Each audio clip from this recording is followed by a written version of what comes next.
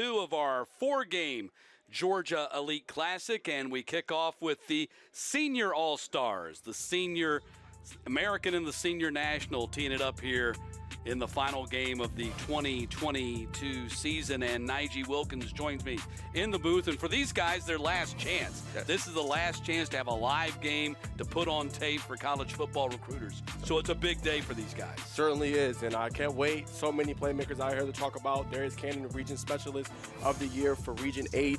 You got Harlem Diamond, won Class 4A Offensive Player of the Year, and a little something special down the line when we reveal our scores top 10. Also, Cam Vaughn's also really been impressive. I've heard throughout these practices he's been performing really well. Can't wait to see him in action for Temple. Yeah, Cam Vaughn, a dual-threat quarterback who's going to be playing some wide receiver today. Yes. So an opportunity to get some wide receiver play on tape for college coaches, since that's the position that he's projecting for the next level. Yes, sir. Yes, sir. I can't wait to see him play in practice. He was really impressive, ran some great routes. So another guy that I think is going to have a big day today.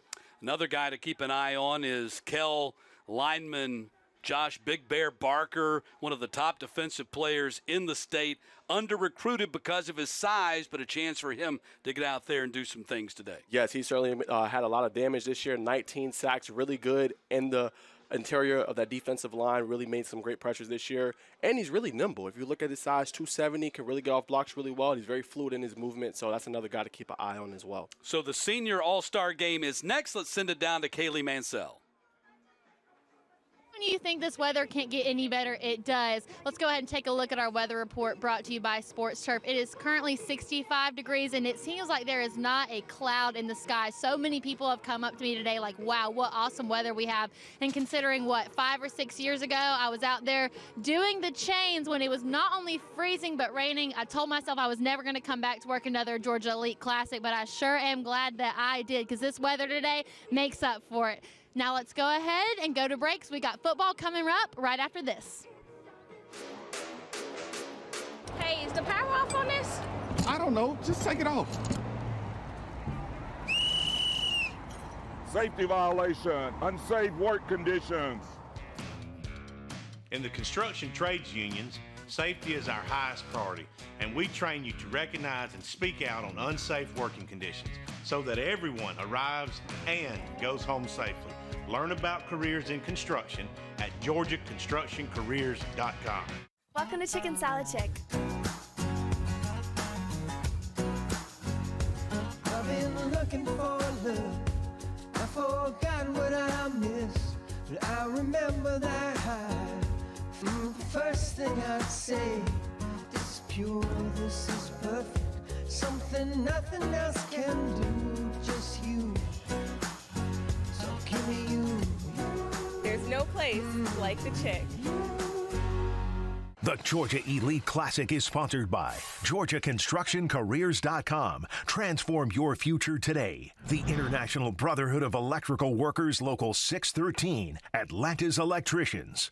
Rome and Floyd County, where the rivers meet and the mountains begin. Chicken Salad Chick, serving a dozen varieties of chicken salad, all made from scratch. And by Rick Hendrick Chevrolet Duluth. Rick Hendrick Chevrolet Duluth, the #1 Chevy dealership in the state of Georgia with over 10,000 positive online reviews. And back in Rome, they're doing the player introductions here for the Senior All-Star game, divided once again into the National and the American Conference. The American will be wearing the Navy jerseys today, and the National will be wearing the white. And these two teams are coached by players very familiar to high school fans around the state. The American team being coached by Corey Jarvis, who's now the head coach at Lithia Springs.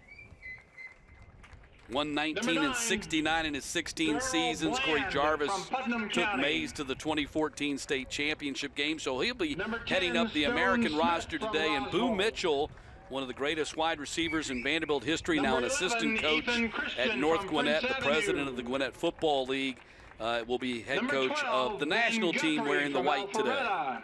but a lot of great talent to watch as you see the American roster being introduced. Ben Guthrie's a guy that I know a lot of buzz about. Ben Guthrie this week, a senior quarterback out of Alpharetta High School. He's been offered by Tufts, Birmingham Southern Berry, Alpharetta's all-time passing leader. He's a guy who's under the radar recruiting-wise, looking for a bigger and better offer. Yeah, I agree. Ben Guthrie had a great season this year. Competed for a region title, came up a little bit short there against Roswell, but a guy that can really sling the football this year. He had 38 touchdowns, 3,365 yards, so a guy that can really sling the football. Looking for a big day today from him. The other quarterbacks on the roster for the American team, Daniel Gray, the senior out of Marietta, will be lining up for the American roster today as well. Yes, and went back and forth. I think Chase McCravey had the starting role. I believe he lost it about mid-season, and Daniel Gray took over for kind of that playoff run for Marietta, and he's looking to kind of put his stamp on this game as well. Offensive lineman Corey Mays out of Brookwood, committed to Georgetown. Jalen Walton, who played for state finalist Carrollton, has got an offer from Tuskegee. These are the guys that will be blocking up front for the quarterbacks. I think what's going to be interesting to see in this game is that offensive line for the American against that national defense. That national defense during practices really impressed me. The interior defensive line with Joshua Barker, I think Daniel Chavez, look for him on the edge. He may have a big game. But that offensive line against that defensive line, obviously you can't blitz in the game, in the All-Star game, but look out for that matchup today as well. And Tyler Dowdett is a guy that's probably got more offers than anybody else on that offensive line for the American roster.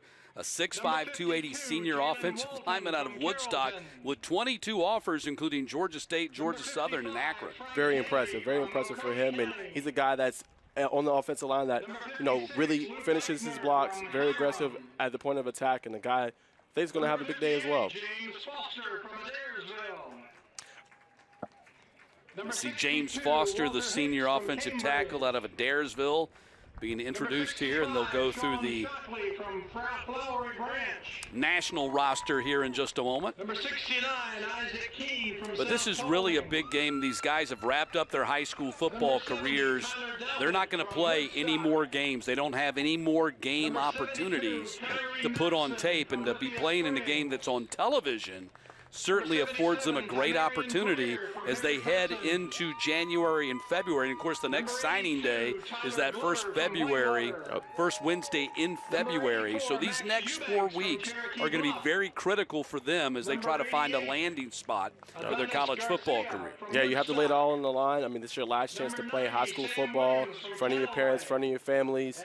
Definitely want to lay it all on the line for the players. And this is your last opportunity to show, hey, this is what I can do, coach. I'm coachable. I can make these plays.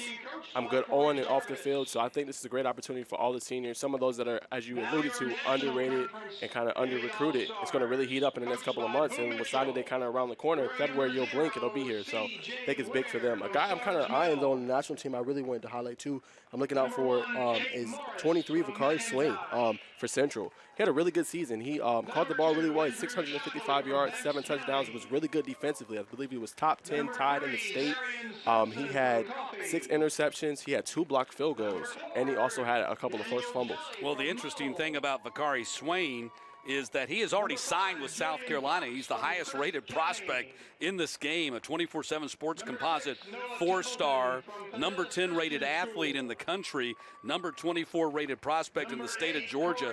He chose the Gamecocks, signed with South Carolina back on December 21st, over 15 other offers, yet he's still playing in this game today. It's unbelievable. You're like, oh, well, why would he play if he's already signed and he's already locked and loaded to go? But obviously he still loves the game of football and he wants to really show his talent. So I can't wait to see what he does on the defensive side of the ball. Another guy, too, for me, Jackson Doyle. We seen him earlier this year at Corky Kell Classic, 274 yards, 2 touchdowns for him when they won against Fellowship Christian. So, again, the player that had a great season this year, what can he show kind of in this game over there for the national side as well?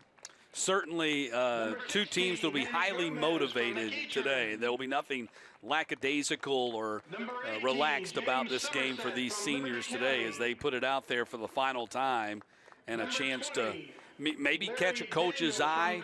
Yes. We're in the middle of college bowl season.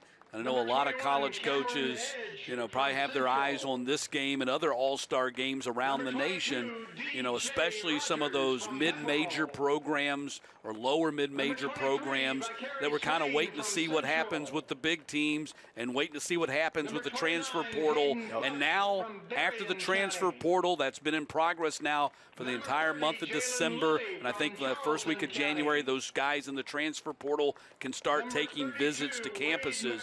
So in January, things are going to start open up. Yes. Pieces are going to start falling into place.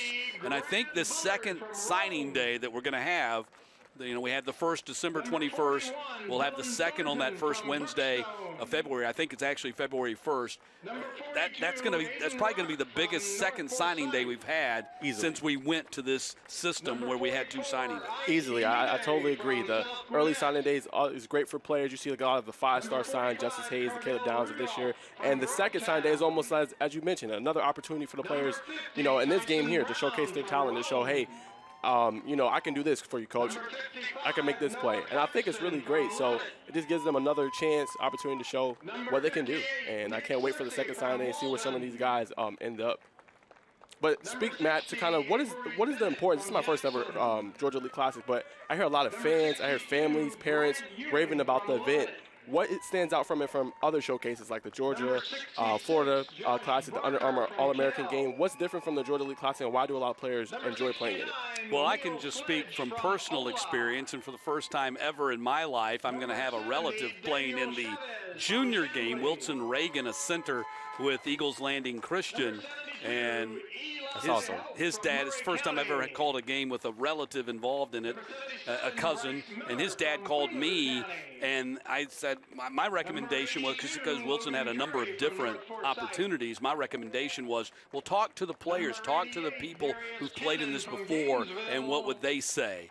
And some of the players, guys like DJ Chester and Zachariah Owens, who played at Eagles Landing Christian with him.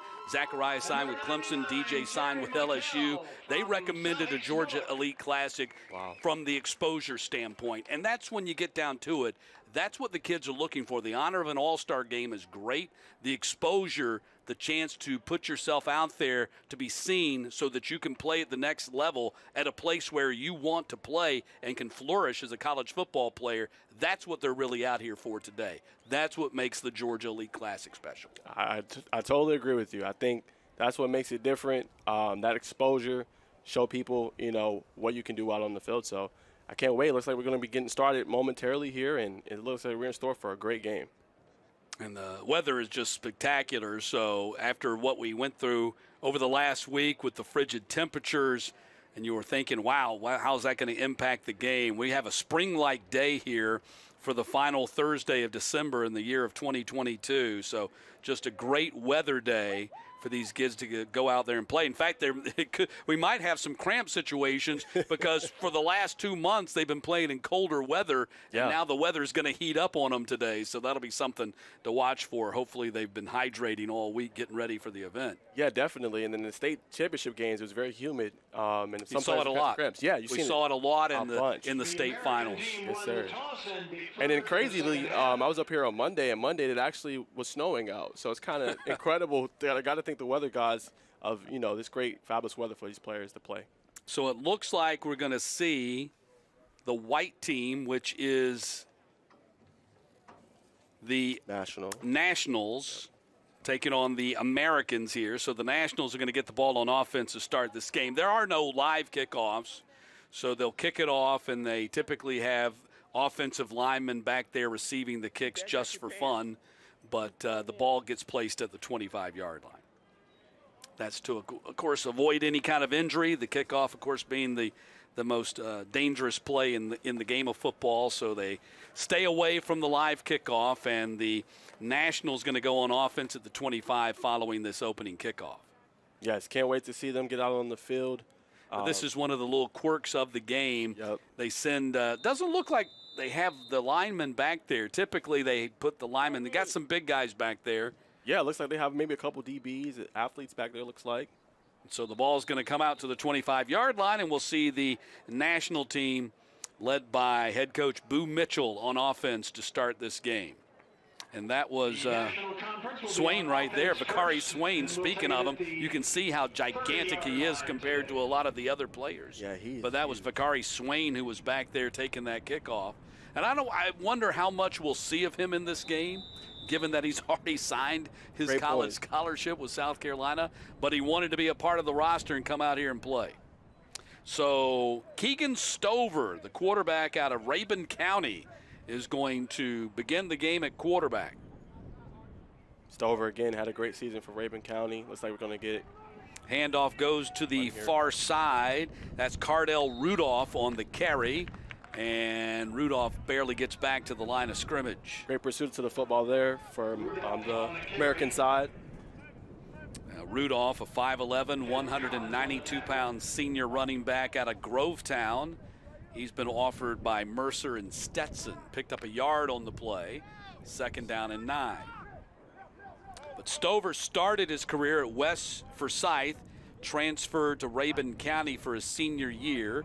As Rudolph gets the handoff, runs through the hole, and Rudolph picks up the 1st down at the 43-yard line. Great run there by Rudolph there. Followed his blocks, got the 1st down.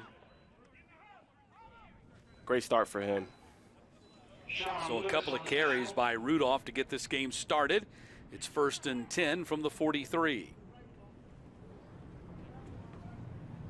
Stover been offered by Mars Hill, Bluefield State, and Shorter among the offers. And again, looking for that bigger offer after passing for over 3,600 yards this season. Yes. First pass attempt for him is complete out on the edge and up to the 48-yard line. Tyler Honeycutt out of Mount Pisgah with the catch and run. Yes, nice little bubble screen there. Kind of get, Stover going a little bit. Get him an easy throw. Try to get him a little bit of a rhythm. So, going to bring up 2nd down, and it's going to be less than 7. It's going to be about more like 7, maybe more like 6 or 5 yards to go here at the ball at the 48. And we're in shotgun here. Stover looks one way, goes through his progression tree, then fires in the middle. Pass. It's caught at the 39-yard line, and down to the 29 is Aiden Ruck. Yes, Aiden Ruck, 2 North Forsyth players in this game. Aiden Ruck is one of them at tight end position, also Logan Curry. They were phenomenal this season for North Forsyth in the receiving game. Yeah, this Great game connection is there. Yeah, it's a big game for a guy like Aiden Ruck, who suffered an injury early in the season and missed about half of the season, came back strong, helped lead them to that 1st-round playoff victory over Blessed Trinity. Huge. So 1st and 10. Firing and incomplete. Fires on that one. Was looking for Darius. Well, actually, that's 88. 82. Pardon me. That's Curry. Logan Curry. Okay. Getting ready to say that's not Darius Cannon, but that's Logan Curry, the other North Forsyth player in the game that you were just mentioning. Yes, actually had 1,514 yards all-purpose this season, return kicks as well. Really great receiver for them and in the return game. He's been offered by Pikeville. He's got some interest from Tennessee Tech, Wofford, Sanford, and West Georgia. So 2nd down. Got a run here. And Rudolph on the cutback has the 1st down and more, down close to the 15-yard line. Looks like that's enough for a 1st down. They're moving the chains. Rudolph up to 3 carries now. Yeah, Cardell Rudolph off to a good start in this game. In the red zone, presented by Chick-fil-A Chicken Salad Chick, pardon me.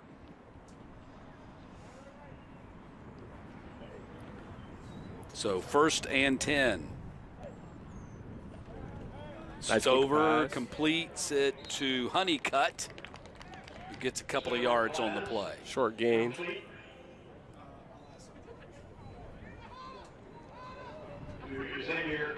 So they got some players coming in. Darius Cannon looks like one of them coming in. Potentially Swain as well. Actually lost a couple of yards on the play, back to the 18.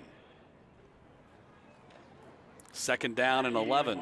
Yeah, Swain is splitting out to the top of your screen. Yep, and Cannon is on actually the bottom of your screen, top of the field as we look at it from our angle. Stover being flushed out of the pocket, him in. throwing on the run. Oh. Caught incomplete. Wow. In and out of the hands. James Somerset, I believe, was the intended target. Great. Wide receiver out of Liberty County. Great job there by Stover to extend the play, keep his eyes downfield as he started to kind of get open there. Really hit him right there in the hands. Just couldn't come up with it. But a great play by Stover. Brings up 3rd down and 11 from the 18. Swain stays in the game. He'll split to the bottom of your screen. And Ruck is in there as well, lined up in the slot. Stover throws, and it's caught at the 5-yard line, and that'll be enough for the 1st down. Great catch there from Darius Cannon. Keep the drive alive there on that 3rd down. He gets going early. So they got a couple players coming in now. Yeah, Cannon out of Gainesville led the Red Elephants to the 6A finals, been offered by Kentucky and UNLV. Yes, an elite talent. Again, Region Specialist of the Year for Region 8. Had multiple kickoff returns for touchdowns. So 1st and goal to go with the ball at the 7. Going to feed Rudolph. Stutter step, cuts inside, down inside the 5 to the 4. Tyshawn Johnson making the tackle for the American. Colin Jackson on the stop. So 2nd down and goal from the 4.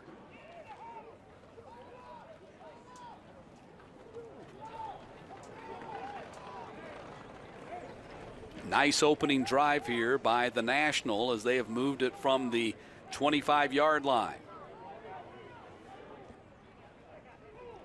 And they hand it off. Rudolph gets the handoff, lunges forward, and touchdown. Touchdown. Great opening drive there from the national team. They get right down there and score. Keegan Stover made some great throws on that drive, and also Rudolph some big runs. Yeah, Rudolph plunges in from 4 yards out. And it's 6-0 National.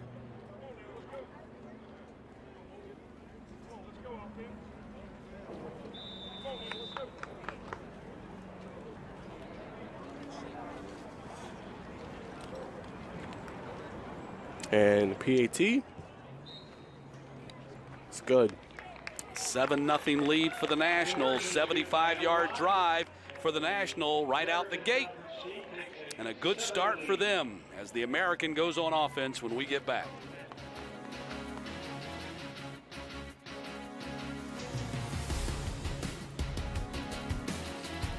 I'm attorney Ken Nugent.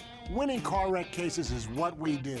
Check out a few of our big wins. I fractured my back and they got me $315,000. How about you? I needed hip surgery and they got me $482,000. How about you? I needed multiple surgeries and the Ken Nugent Law Firm got me $1 million. Our job is to maximize the value of your case. One call, that's all. Call 1-800-CALL-KEN. What's the biggest sales event of the year? Why, it's Toyotathon, of course, and it's at Beaver Toyota. Watch this. We have tons of fresh new inventory. Shop online where you can chat live with a product specialist. Watch a live walk-around video of any vehicle. Obtain our lowest price and value your trade-in within minutes. Get financing, too. Don't forget, we can deliver your new Toyota within hours. You save time and you save money. The biggest sale of the year and the very best way to buy your next vehicle, only at Beaver Toyota and Cumming.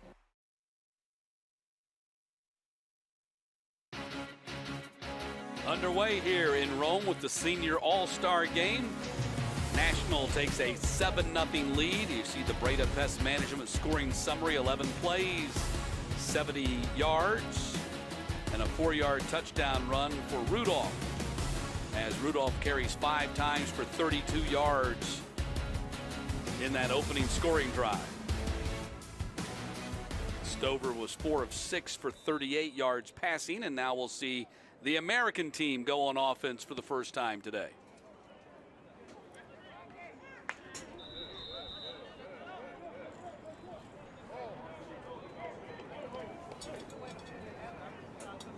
So they'll set the ball down at the 30-yard line. So going with the 30-yard line rather than the 25-yard line. Previous game, they were setting it down at the 25, so a different rule change here for the seniors. Yes, cannot wait to see this team, the American team in action right here. A lot of great playmakers on this side of the ball for them as well. See if they can kind of follow up that great drive from the national team. To the air they go right away and complete at the 48-yard line. Ben Guthrie with the strike and the first down. Great catch there from Devon Green from Lithia Springs. Really got up high there, high pointed the football. And he's going to keep going for a first down. Another player to watch for is number 11, Ethan Christian. He was a part of that trio for Prince Avenue Christian that had 3 1,000-yard receivers. So that's a player to keep an eye on also the receivers side. 1st and 10, handoff. Coming to the near side on the run, Diamond. And that's a first down for Diamond. Harlem Diamond, who led Cedartown to the 4A finals this year, been offered by Morehouse, picks up the first down. So 2 quick snaps gets him well across the 50-yard line. Yes, already in national territory. 1st and 10 from the 38-yard line. Got Chris Elko in the slot. Another guy that plays really well on TV. Guthrie in trouble. And quarterback that's going to be a sack, face flag mask. out on the quarterback sack. And looks like you're right. We will have a penalty on that play. But that was Terry Michael out of Southeast Bullock. Personal foul, face mask on the defense. 15 yards from the dead ball spot. We'll replay first down. And there's a look at Tim Smith, our referee, and the rest of the officials working this senior all-star game. It's presented by HendricksCars.com. So instead of the quarterback sack, the face masking penalty on Michael, and that gives him the ball at the 34, 1st and 5.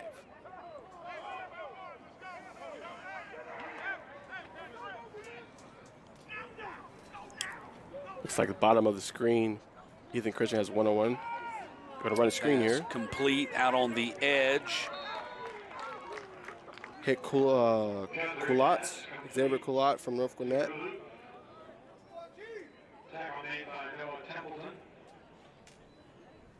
Nice first down play to get some yardage going.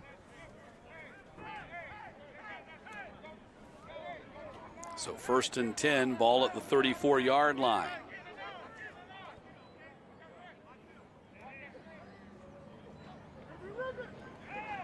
Guthrie goes to the far sideline, and a nice catch right there on the sideline by Christian. Great adjustment to the ball. Was definitely not an easy catch. Ethan Christian had a big state finals game in the Wolverines' victory over Swainsboro to win the Single A Division I championship. He, along with Josh Britt and Bailey Stockton. Yeah, quarterback Aaron Philo. Could you imagine playing in the state title game with a broken collarbone? That's exactly what Bailey Stockton did. Ball out on the far sideline. Christian goes up to get it. They're going to rule it incomplete. Man, what a play. I mean, that's great ball placement there from Ben Guthrie and also good adjustment to the ball. I'd like to see this again. I thought he came down with it. Me too. And that's a his catch. foot was down. That's a catch. That's definitely a catch. I think we might have a challenge here. Yeah, that's a catch. Yeah, there goes the challenge flag from the coaching staff over there on the American side, and rightfully so. That was clearly not even close to not being a catch.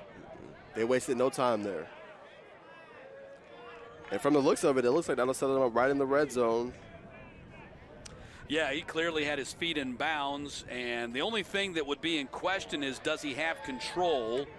It looks like he's got the body pinned, has the ball pinned against his body. Not very much movement there. Normally you'll see in that kind of situation maybe the ball move, but I didn't see any ball movement there. I think he held into the ball good, pinned against his shoulder pad. Yeah, that might be the only reason they might let the call on the field stand is you saw the ball sliding up his arm a little bit. Yes, but he did stick the landing, and it looks like the play is going to be overruled, and it's going to be a catch at the 6. Glad they challenged that. We got the call right. After review, the receiver caught the ball, got 1 foot down in bounds, maintained possession. It'll be 1st and goal at the 5-yard line. Well, hopefully reviews will be that easy when they implement that in the Georgia High School Association in the couple of years. Hopefully that's going to happen. Hopefully it's going to happen this year. Red Zone presented by Chicken Salad Chick.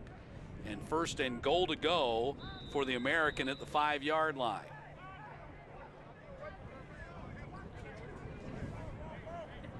It looks like they're running that certain formation.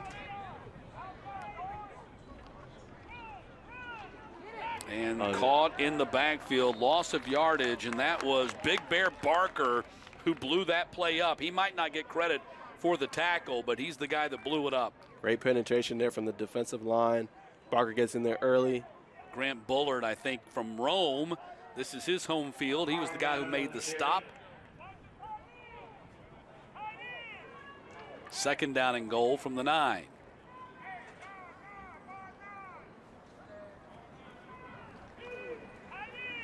Got some play action here. It's open. Guthrie throwing and caught. No, dropped.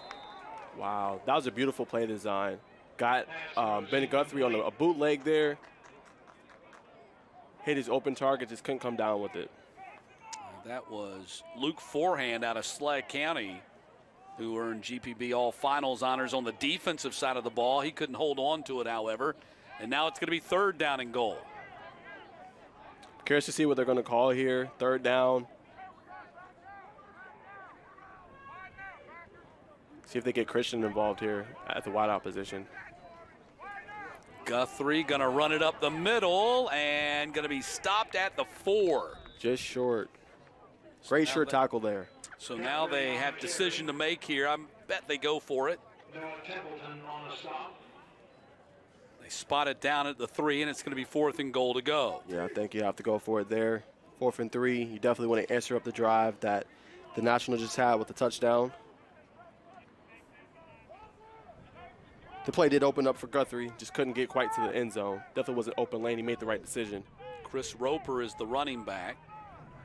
Looks like we got a motion. Guthrie fires, and is it caught for a touchdown?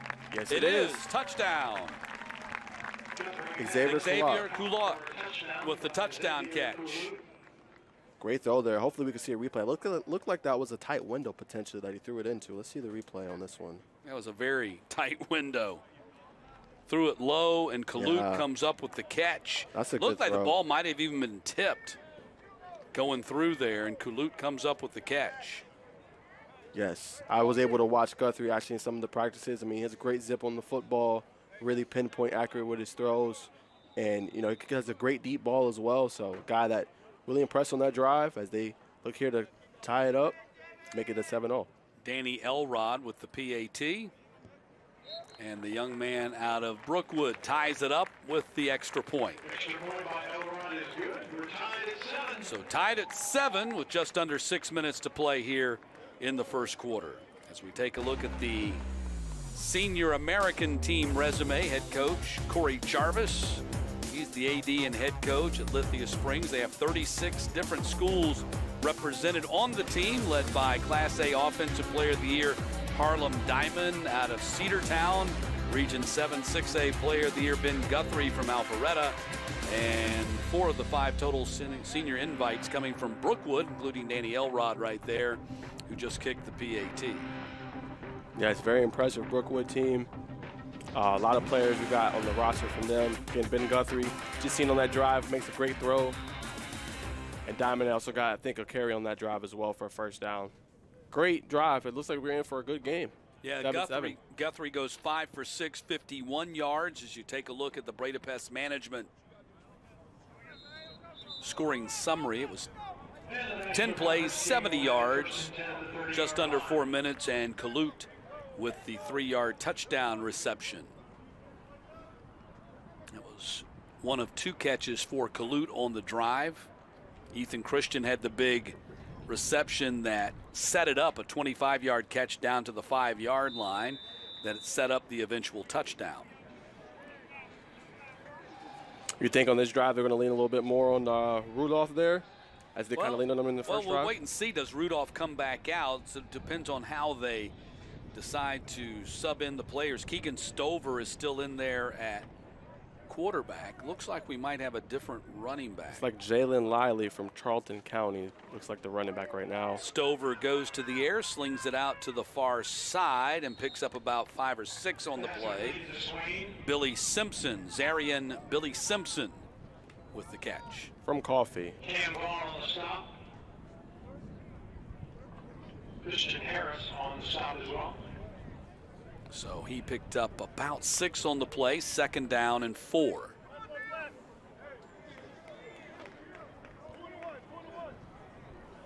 Looks like on the top right, got Rook out there, got Simpson and Cannon in the game. They're going to hand it now to Liley. And that'll be a 4-yard gain. Running back out of Charlton County, he's drawing interest from App State. Jalen Lilly on the carry. Lilly, 5'10", 205. And it's going to be 3rd down and 1. Abdul Hakim on the stop. It's like 3rd and short. Curious to see what they're going to call here.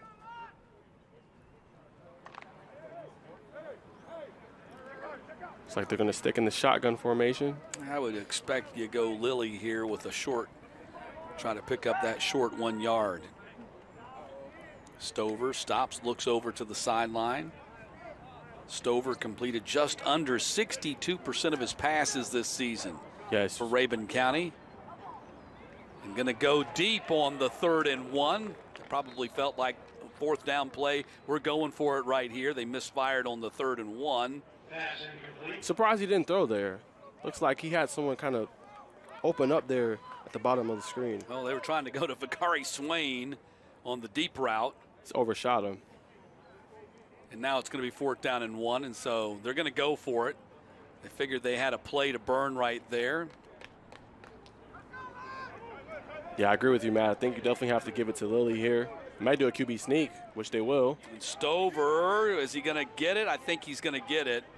He had to get it over the 40, and I think he picked up just enough. Looked like he might be stopped and then gave some second effort on the play and picks up the 1st down. Yeah, did a great job there keeping the legs churning. And it looks like they're going to mark it for a 1st down. Great play there from Stover to keep his legs churning and get the 1st down. So Stover with the quarterback keeper, and it's going to be 1st and 10 from the 40. Stover 5 of 8 passing for 44 yards to start the game. Threw for just under 7,500 yards in his career, spanning West Forsyth and then Rabun County. Yeah, throwing to some dynamic weapons there in Rabun County too with Jaden Gibson, perhaps one of the best receivers in state history. Daniel Jolly with the catch and run. Picks up the 1st down at the 46. Well, statistically, Gibson was. He broke the state's all-time receiving record set by Stan Rome of Valdosta some 50 years earlier, actually 49 years earlier to be exact. Yeah, a great season from him. He's a Virginia committee. He actually signed, I believe, early signing day on the 21st. And then for Stover, too, a great season for him. 41 touchdowns, actually, this season. So really was airing the ball out. That offense was a force to be reckoned with. Still looking for that big offer, though. He'll go down to the 2nd signing day before he signs. Stover going to step up in the pocket. Ooh. Heavy rush, and he's going to take a sack back at the 49-yard line. Man, that was a big hit right there. He had like 3 guys hit him at the same time. Looks like that was Luke Forehand there from Schley County. And I think Jackson Banks was in on that thing as well, number 99. Yeah, Banks was the guy, I think, who got him first, and then Forehand came in there and cleaned it up. So now 2nd down and 10.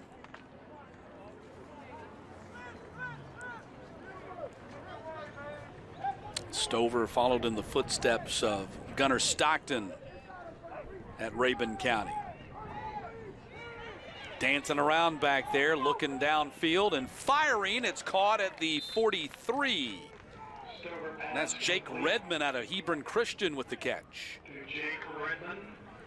Good initial time from the offensive line to kind of give some time to go downfield. Didn't look like it was any receivers open, but again, he's showing this kind of ability to extend plays, kind of get there on the outside and kind of make a play. So good job there not getting the sack and getting it third and manageable. So 3rd down and 5. Line to gain is the 38. They've already converted once on 4th down in this series.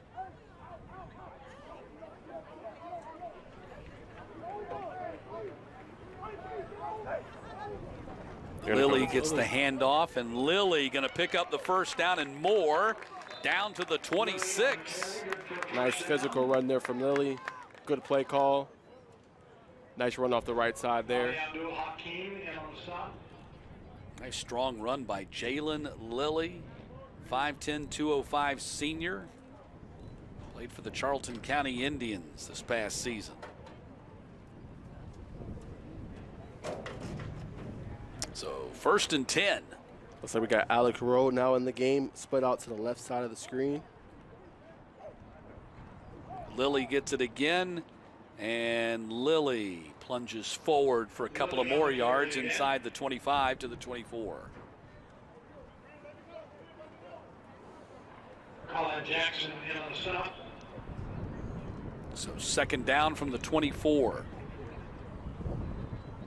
Final half minute of this 1st quarter. We're tied at 7. Yes, and the national team is threatening once again. Another great job they've put together so far. National team in the white, the American team in the blue. Stover fires complete to Ruck, and Ruck gets dropped at the 20-yard line. So that's going to take us to the end of the 1st quarter. Great 1st quarter from both teams. Offenses are rolling so far, and looks like we're in store for another good game. Absolutely. Both teams have had a possession and scored, and the National in the middle of their 2nd possession and driving. That's the end of 1 quarter in Rome. Tied at 7.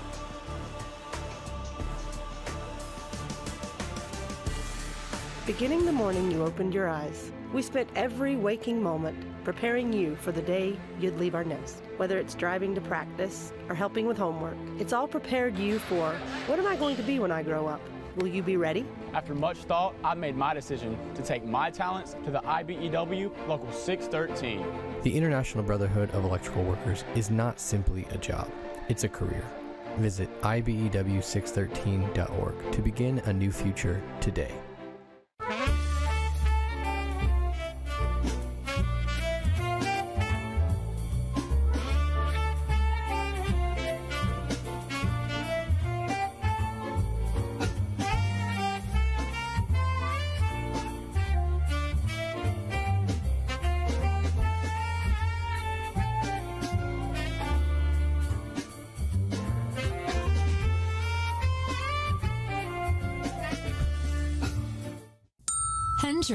Let's get loud. Score huge savings at Rick Hendrick Chevrolet Duluth, the #1 Chevy dealer in Georgia. Thousands of new trucks and SUVs available. So get off the bench and into a new ride. From selection to savings, it's no wonder we've got over 10,000 positive online reviews. But hurry, touchdown deals won't last. Experience the Hendrick difference today. Find new roads at HendrickAtlanta.com. In sports, an edge is everything. Hard work, practice. Let's stay focused out there. It all adds up for your athletes. But what about your field? The right surface is a powerful advantage that allows them to train effectively and safely. Here we go. And when the lights come on, your team will be ready to win. You bring the vision, we'll bring it to life. Sports Turf. This is how we do it. Start of the 2nd quarter. National American tied at 7 here in the senior all-star game. Georgia Elite Classic. Stover still in there, quarterback. He's 8 of 11 so far. Going deep. Going for the end zone and broken up at the goal line. Nice PBU there. CJ Ware there from Stars Mill. Great pass break up there. Looks like he was defending Darius Cannon. Great play on the ball.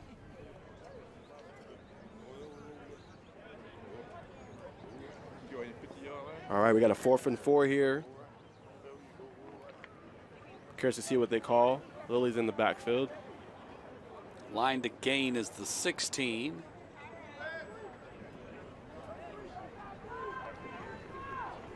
Fake a handoff to Rudolph and throw, and a diving catch for the first down at the 9-yard line by Vakari Swain. Got to have it play. Vakari Swain comes up big again. South Carolina commit. Again, really impressed with this season this year. Played both of the sides extremely well. Good offensively. 655 yards receiving this year, 7 touchdowns, and defensively with his 6 interceptions. And not just a commit, but a signee. Signee, yes. Signee on December 21st. He is officially a member of the South Carolina Gamecocks program. So 1st and 10, ball at the 9-yard line. 1st and goal to go, I should say. Lilly gets the handoff, and Lilly a couple of yards on the play down to the 7. Lilly once again on the carry. That was the 4th carry of the game for Lilly.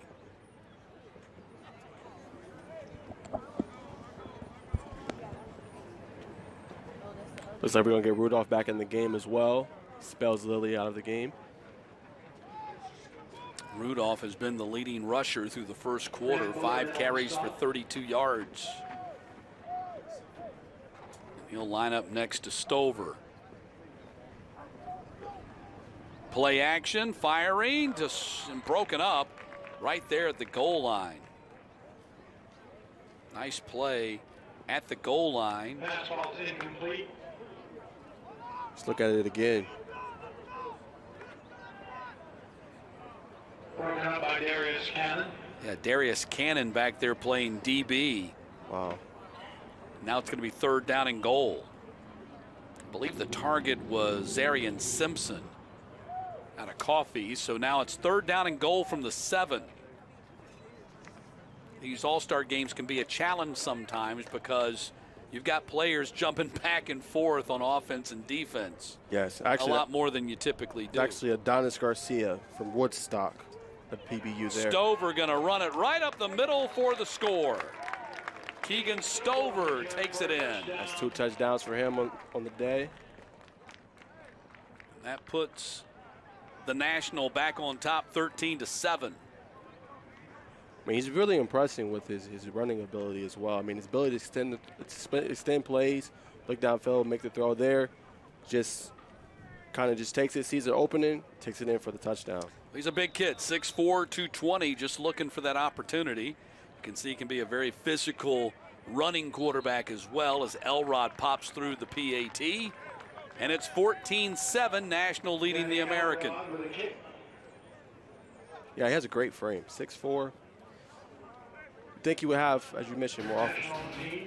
Senior team resume is presented by the Governor's Office of Highway Safety, Boo Mitchell, the head coach, wide receivers coach at North Gwinnett, one of the greatest all-time wide receivers in Vanderbilt history, left as the all-time passing leader. 37 different programs represented on this roster. Big Bear Baker out of Kell, all-time sack and TFL leader in Kell history, had 19 sacks to lead the state this past year. Darius Cannon, the Region 8 6A Specialist of the Year. And Vakari Swain, signed with South Carolina, 2-time All-State honoree.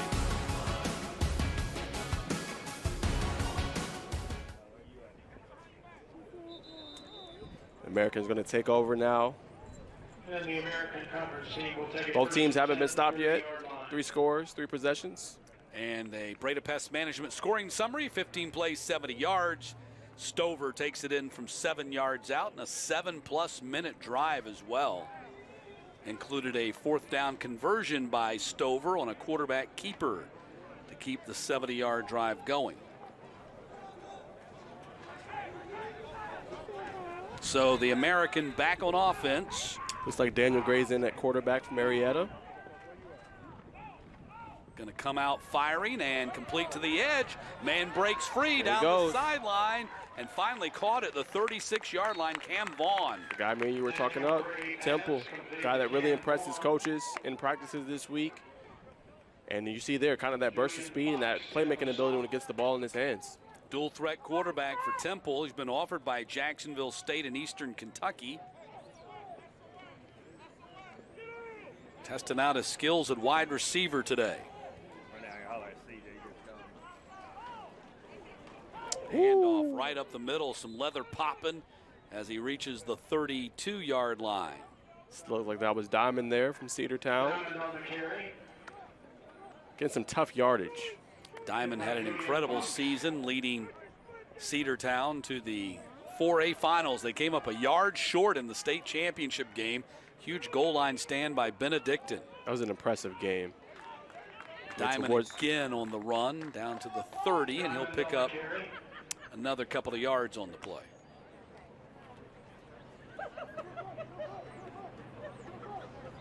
Oh, looks like we got an injury. Looks like Sean Shockley from Folly Branch went down. Yep. So Shockley down on his backside while they tend to him. We'll step aside.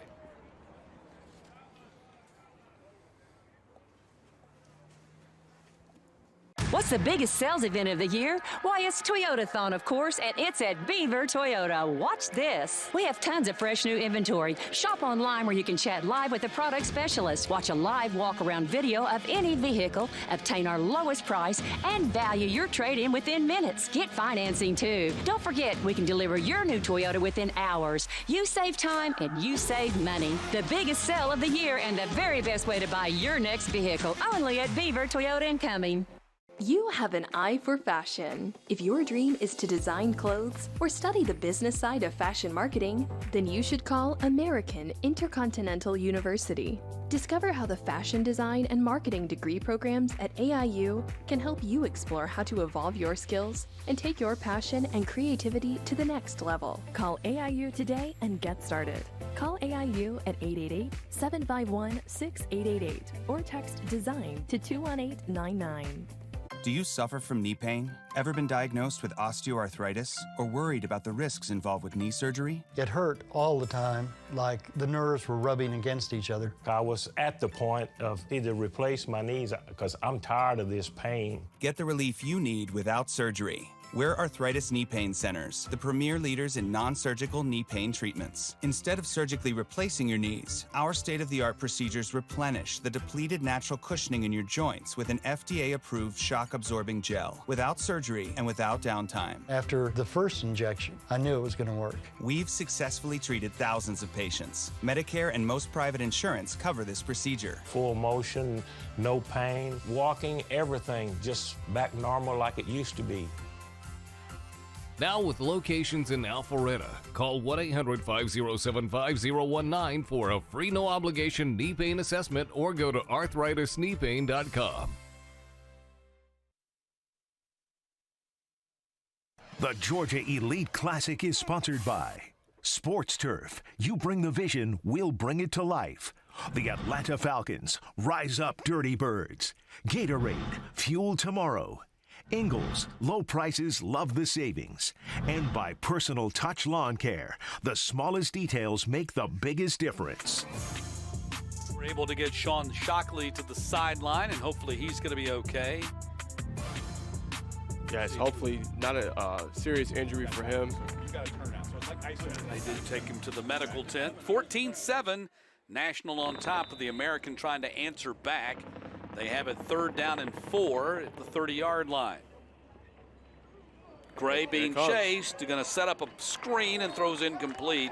Gray had to get it out of there in a hurry. He had 2 defenders in his face, and it's 4th and 4.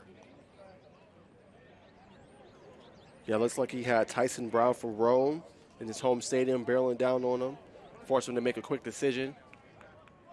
Tried to get it out quick. Receiver's open, just kind of threw it a little high there. So now 4th and 4, they're going for it here.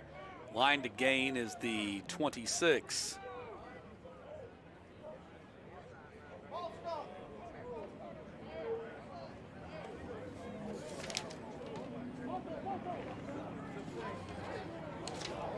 First series of downs for Daniel Gray. And looks like a penalty. Might be a false start. False start on the offense, 5 yards.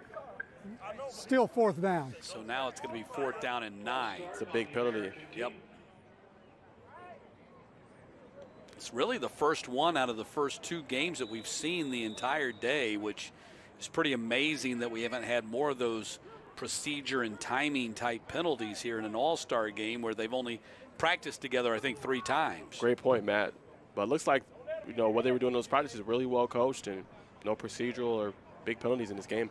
So 4th down, Gray going up top, got a man open, caught over the shoulder, touchdown. What a play. Chris Elko out of Roswell with the touchdown catch. And he does it again. Chris Elko, again, it loves TV in our big games this season. Region championship, 8 catches, 105 yards, 2 touchdowns against Alpharetta. In the playoff game, he had a touchdown, and then he answers the bell again. Great play here. Get to the pylon and extend. Chris Elko showing, once again, his talent. On 4th and 9, Chris Elko somehow gets behind the defense, and Daniel Gray finds him for the touchdown toss. 35 yards, and now the PAT.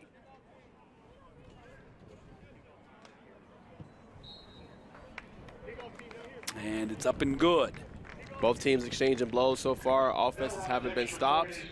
And so we might be in for a high-scoring game potentially. Yeah, we've had 2 possessions for each team, 2 touchdowns for each team, and we're tied at 14. Chris Elko, the senior out of Marietta, kind of a jack of all trades for Coach Chris Pruitt's team. I was really impressed with them this season. I mean, they played really a good Gainesville team. They went down, I believe, 3 touchdowns in that game, able to come back. That was a team that Chris Pruitt is doing down there.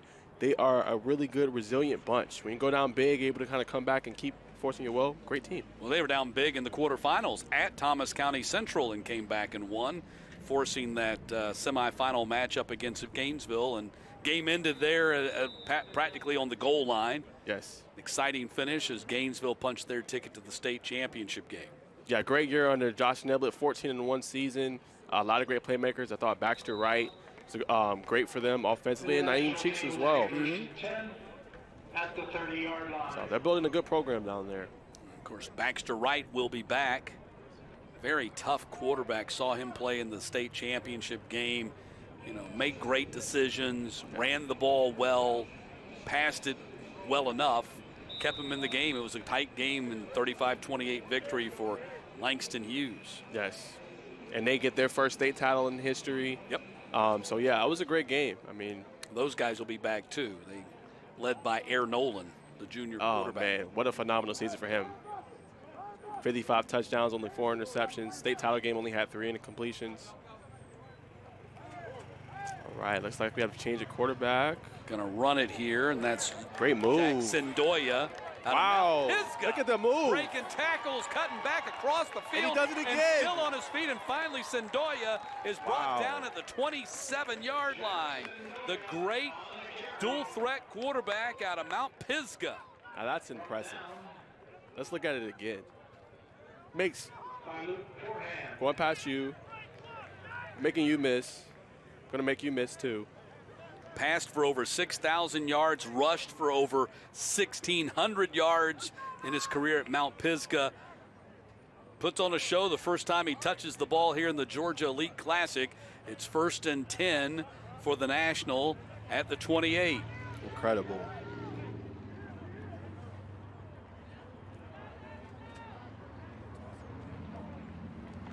So we got a handoff here. Looks like DJ Rogers out of nearby Pepperell with the carry. And Pepperell picks up a couple of yards. DJ Rogers, our injury report presented by Personal Touch Lawn Care. Unfortunately, Sean Shockley will not be able to return to this game. Sad to see there. Hopefully he is okay. Young man who has offered by Marist College. The Red Foxes have offered him. Hopefully things work out. Sendoya to the air. It's caught inside the 20. And there's our guy again, Vicari Swain. What a move by Swain. Kind of a swim move in the open field to make the defender miss. Don't see that very often. That's more so for the defensive line. Yeah, that's usually a defensive line move right here. Watch him with the swim move with the ball in his hand. Whoa. Wow. Yeah, 1st and goal from the 9. Just showing why, he's Power 5 SEC bound. Great Red player. Zone presented by Chicken Salad Chick. And the National right back down there threatening to score. Sendoya to the air, complete on the screen. Ball is out, and it's going to be recovered, I believe. Let's see who got on top of it. The American believes they're on top of it, and indeed they are. It's a touchback. What a big play. Jolly caught the ball, had it squirt right out of his hands into the end zone, recovered by the American for a touchback. And we have our first turnover of the game, first offense that's been stopped. Let's see. Let's see if someone poked this out on the tackle. Yes. Right there. Noah Holton, defensive back from Brookwood. Yep. Great play. Holton just reached in there while making the tackle and raked down on the ball and forced it out of his hands. So a scoring opportunity missed by the National. Yes. They had it 1st and goal to go. And they are now two of 3 in the red zone now. Big turnover. Let's see if they can convert it into points. So Guthrie's back out there in quarterback. So we got Roper there in the backfield from Adairsville. Christian is split wide. Play action. Guthrie going deep. Going for the home run. Wide open. Couldn't connect. Darrell Bland out of Putnam County, like he was shot out of a cannon, but couldn't catch up with it. Just a little bit too much there on the throw, but I mean, just look at it coming out of his hands. It's phenomenal. Just out of his reach. He'd beaten the coverage. If Guthrie could have put it on him, it would have been 6. Yes, easily. So 2nd down and 10.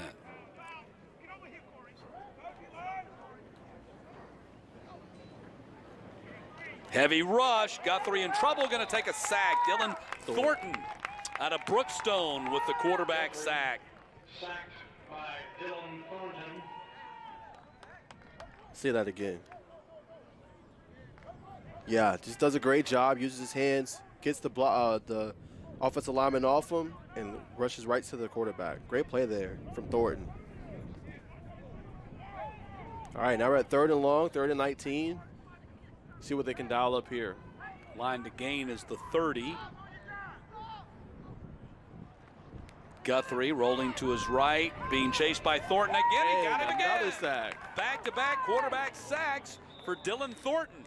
Uh-oh. Looks like we have a penalty on the play. That could potentially be a horse collar. Guthrie again sacked by Thornton. However, let's see what they call.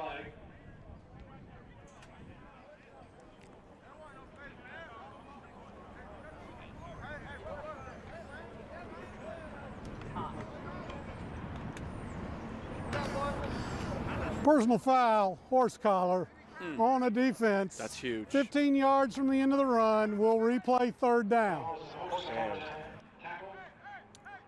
That's a break. He was actually double teamed on the play too. So good job of Thornton got you getting off, but just got too much inside and got a horse collar tackle. Man, that'd have been the 2nd sack of the day. Yeah, and the horse collar rule in high school football, as we found this season, doing it is different than the horse collar rule in college football. You don't have to grab from the pads. Guthrie going for Christian, can't catch up with it. Good coverage by Jordan Gant on the play. But if you just pull a player back by the jersey from that position, it doesn't have to be inside the pads like it has to be in college football or the NFL. If you just pull them back from the jersey. Right. Yeah, from behind, from the neck area. That's a considered horse collar in high school football. Well, Matt, you taught me. I was surprised to find that out myself. Yes, well, Matt, you taught me something new. I didn't even know that. That's very interesting to see. A lot of times you'll see, too, in high school, you'll see players, if they can't get you, they're going to kind of try to grab at you a little bit. Yeah, well, you can pull from behind the jersey down low, but not up high around the neck area. That makes sense. And the punt is going to be finally fielded at the 48. So that's where the National is going to go on offense. And definitely have to give credit to the National defense after the turnover there in the red zone, not allowing any points, forcing them into a punt. Big plays there from Dylan Thornton, who forced the sack on the other play. And now they're going to take over with some pretty good field position. Yep, 48-yard line. So after fumbling the ball into the end zone for a touchback. They get it back. They're going to actually spot it, not at the 48, but the 46. Not sure why. I thought you had to have control of it, and that from that spot was where it would start, but they're going to put it at the 46. That might have been where it was first touched, but I thought you had to have control of it. Anyway, Sendoya back in there at quarterback, fires to the outside to Swain. Swain beats his man. There he goes. Swain inside the 20. There he goes. What a play. Bakari Swain breezes down the sideline for the touchdown. And he does his dance. What a play by Swain. I mean, just a quick throw to Swain as we look on the replay right here. He's going to make the defender miss. Puts his foot in the ground. And after that, he's gone. I mean, this kid is impressive. Been showing it all game. He had the diving catch earlier, the other big play near the red zone, and now he has a touchdown to his credit. Playing one final high school football game before starting his career with the South Carolina Gamecocks. And the kick is up and good. And a 21-14 lead for the National. For the National Conference.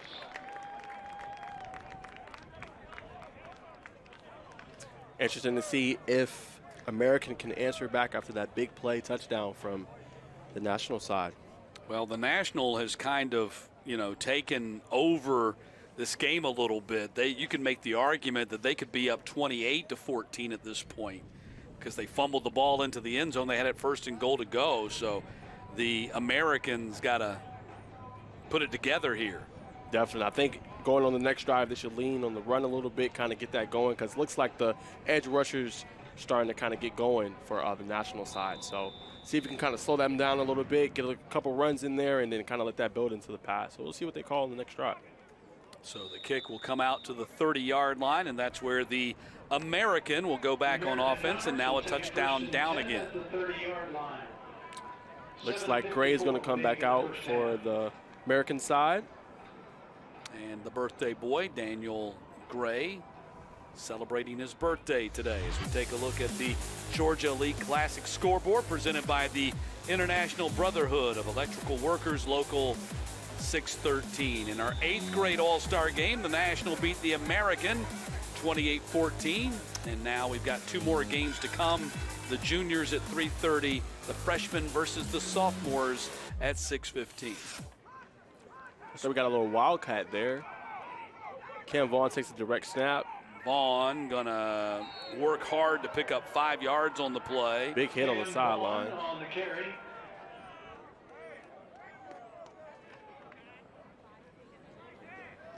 The scoring summary presented by Breda Pest Management. It took just 1 play. Bakari Swain on the 46-yard touchdown catch from Jack Sendoya.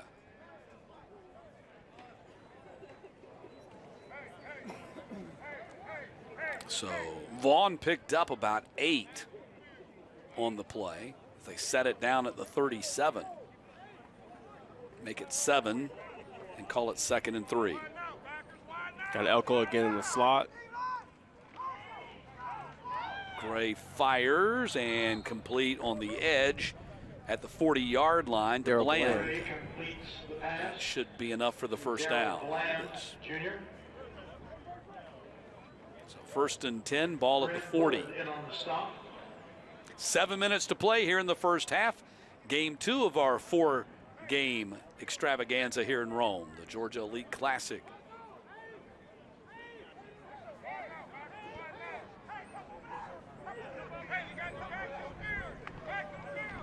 Pocket set up for Gray, going deep and incomplete at the 20-yard line. Great coverage there from the defense. Elko was the target. Safety came over top. It's like Ike Anude from South Gwinnett.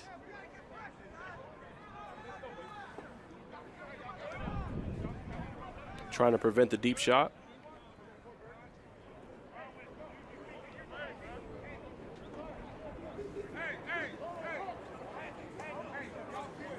Second down and 10. It's like Diamond's going to come back into the game. I think he's had about 2 or 3 carries so far on the day. Yeah, Diamond 4 carries for 15 total yards. Gray is 3 for 5 passing for 35 yards. And the handoff goes to Harlem Diamond, trying to get to the outside. And Diamond bounces off a tackler and picks up 5 tough yards up to the 46.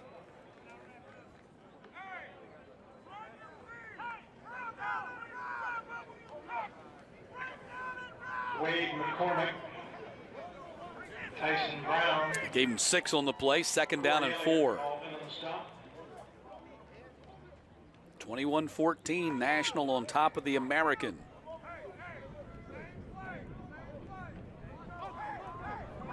National with 256 yards of total offense to the Americans' 130.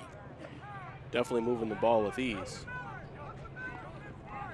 Gray fires to the near side. It's caught, and that'll be close to a first down for Vaughn as he is driven out of bounds. See where they spot it. I think he's a little bit short on the spot. Big 4th down here. See what coach is going to call. Yeah, it's going to be a yard short. Actually, okay, they re-spot it. It's going to be about 2 feet short. 4th down and a big play right here, because if you fail, you give the explosive National team a very short field to work with. Yeah, it's only been stopped once so far today, and that was off of a turnover. Yeah, they stopped themselves. Yeah.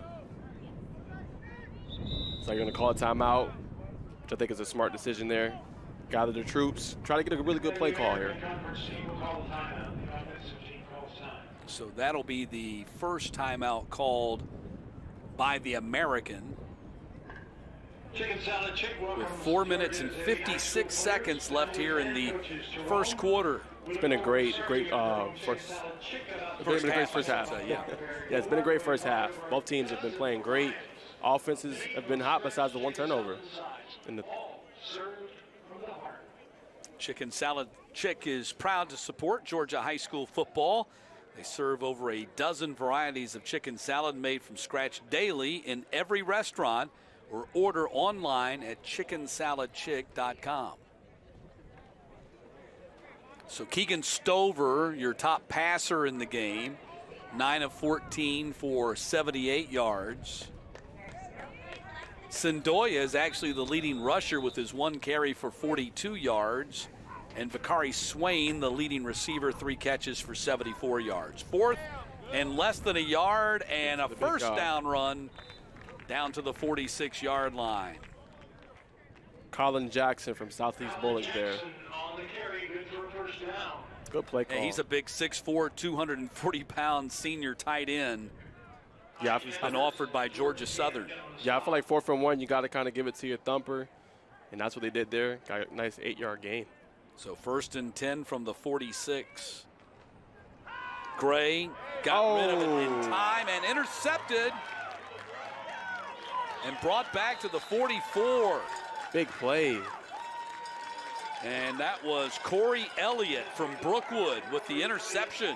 Brookwood guys making big plays. One was a forced fumble from Noah Holton, and then you got an interception. And Gray had to get it out of there in a hurry. He had pressure in his face, and Elliott steps in front of that pass for the interception. Young man's been offered by UVA Wise, and a big day for him. Corey Elliott with the pick. Gets the ball back to his offense. Yes, I can tell you this. I was watching them in practice, the national defense, and even the national offense struggled a little bit down in the red zone and throughout various parts of the field. So impressive so far right now with the national defense. 2 turnovers. So 1st and 10 from the 44-yard line as the National goes back on offense and already leading by a touchdown. Tate Morris out of McIntosh in there at quarterback.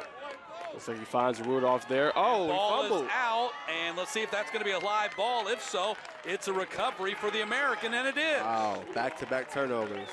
They give the ball right back, and the American comes up with the turnover. It's like that's Luke Eichner, yep, out of Hiram. Eichner ends up with it. I think Tyler Dowdett was the one who forced the fumble, was it? 70? Oh, it looks like Stone Smith from Roswell. Yeah, Stone Smith, number 10, yeah. Stone Smith, number 10, forced the fumble. Wow, that was huge. And so the American gets it back at the 39-yard line.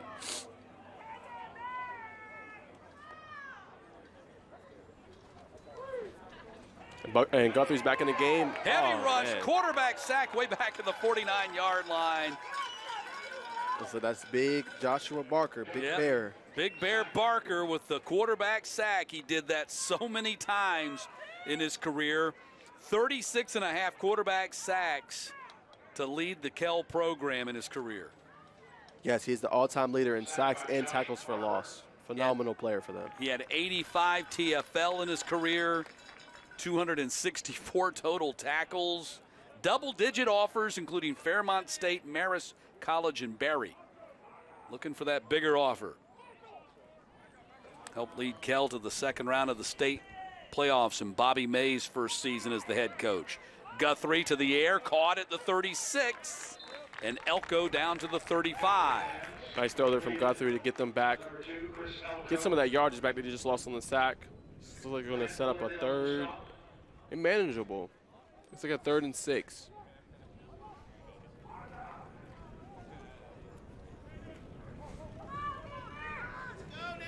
So 1st and 10, ball at the 35-yard line. The question for a kid like Guthrie, obviously he's got great, passing skills. Encroachment on the defense.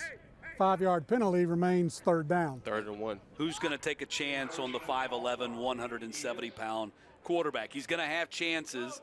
He's going to get to play college football, but is somebody other than the mid-majors or the lower majors going to take a shot on him? And maybe you can enlighten me more too, Matt. It seems like too with colleges, once that one major offer kind of goes, it seems like the rest of them kind of just come as well. No doubt about it. Big run down inside the 20-yard line for Chris Roper. Chris Roper on the carry. Good for a first down. Missed tackle there on the inside of the run. Big hit there.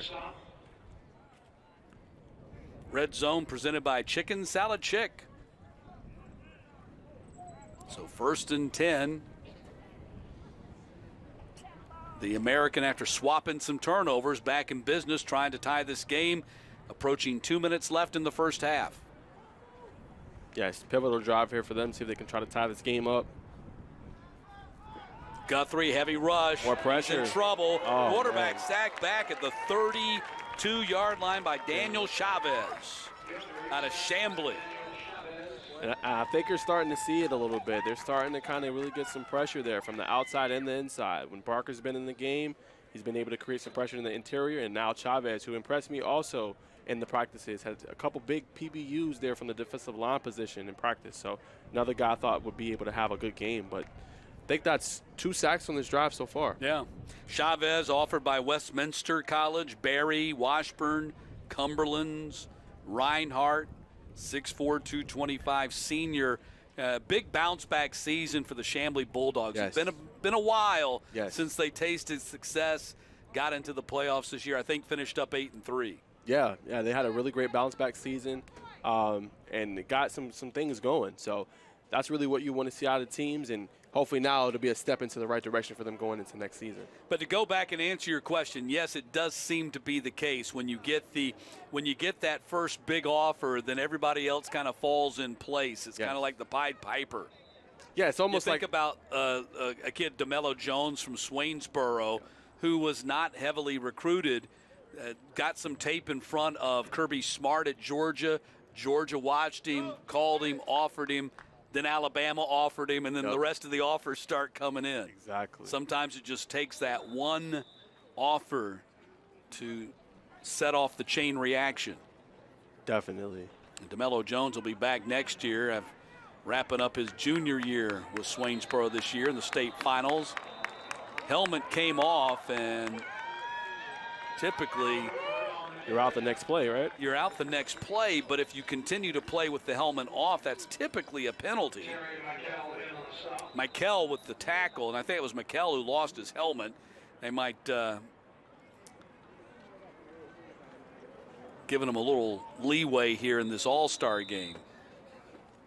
But typically, if you lose your helmet, you have to stop playing. You can't continue to make the tackle. No. Of course, in his case, I mean, it's hard to say. I mean, he was kind of wrapped up. He was in the middle of the pile. He was kind of going with the flow. He had no other choice. Exactly. So timeout called. 3rd and 19. 3rd and 19 coming up here. Yeah, I'd be interested to see what they kind of call here.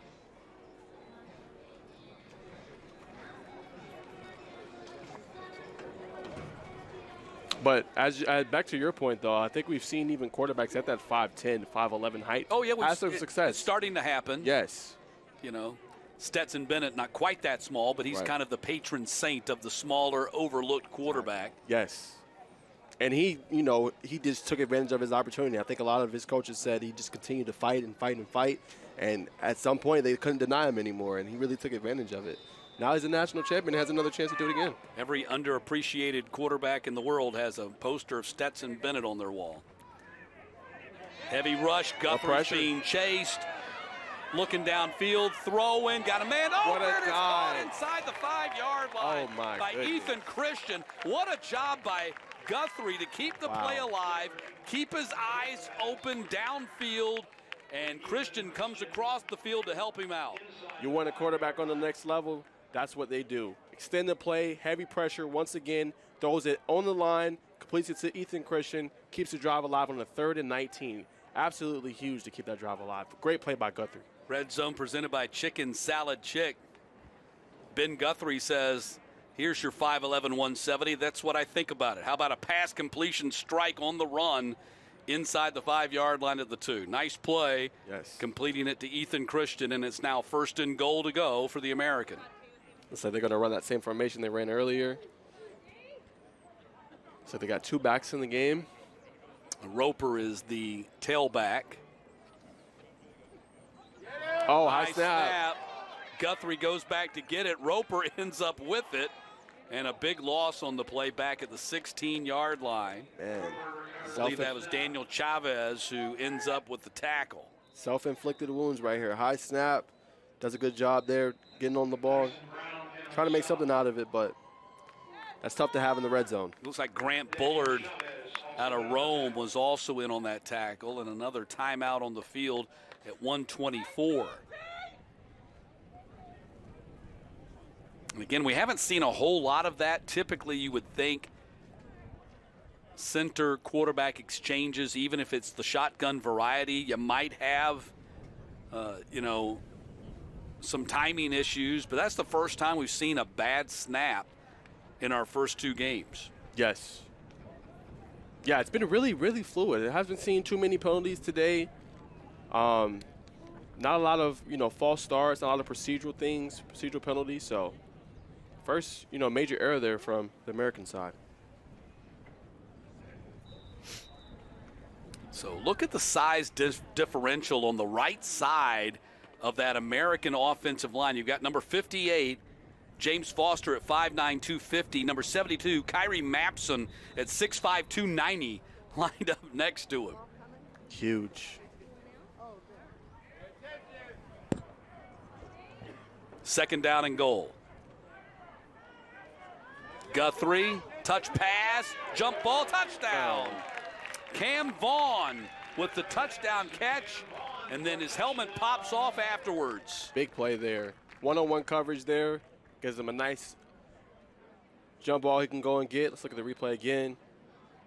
Yeah, nice throw. Defender can't even get to it. Goes up, high points the football, and gets the score. Again, another player that's impressed a lot of coaches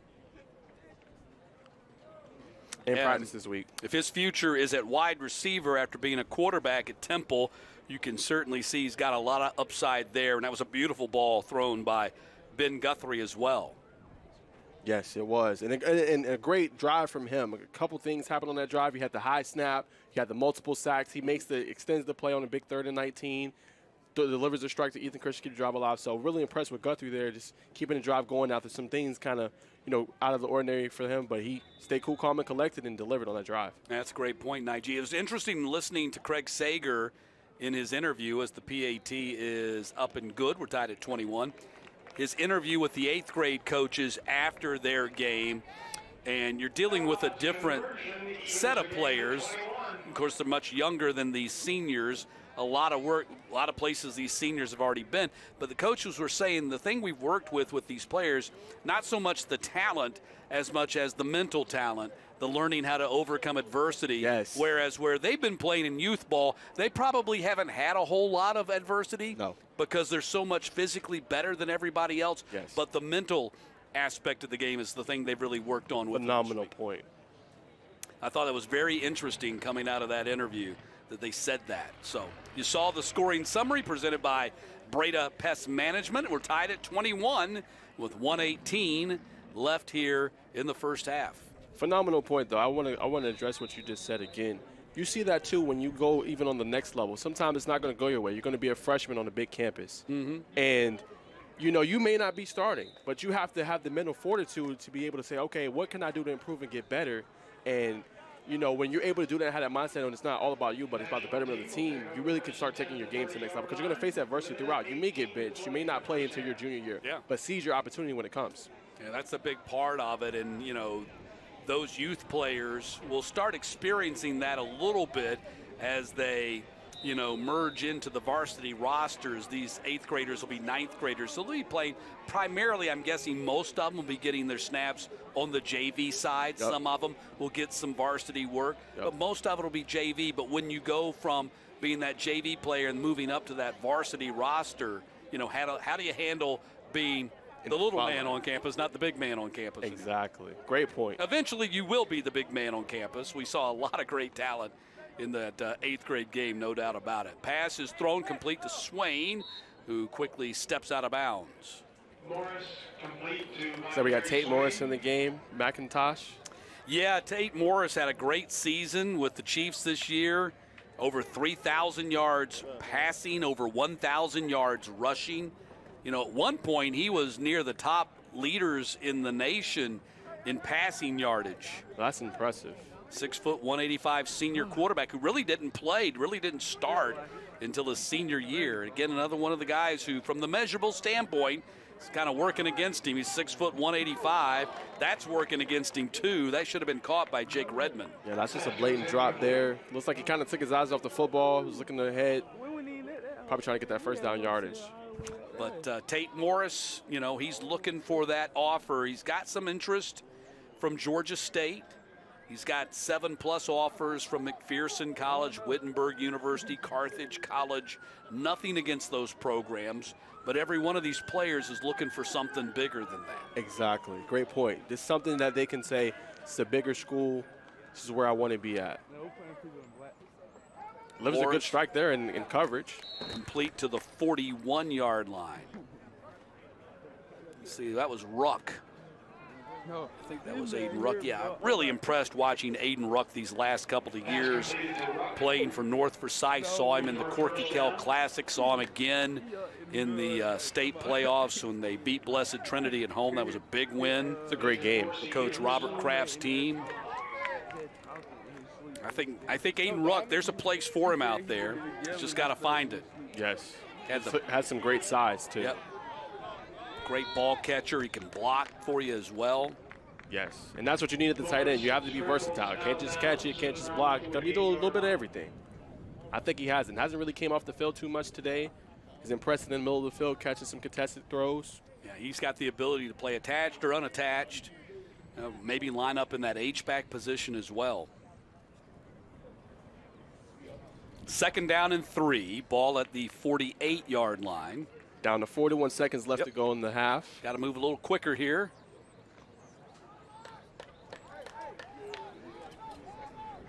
And I think they're down to 1 timeout. Not mistaken. Yes, they are. 1 timeout. Morris complete at the 48-yard line. That'll be enough for the first down. That'll stop the change, or stop the clock to move the change. Honeycutt with the catch. Nice throw there from Morris. On the Honeycutt. So we got Vakari Swain coming back into the game. Looks like Cannon as well. Bottom of your screen. I'd watch for a deep ball to Swain here. Yes. Clock moving again.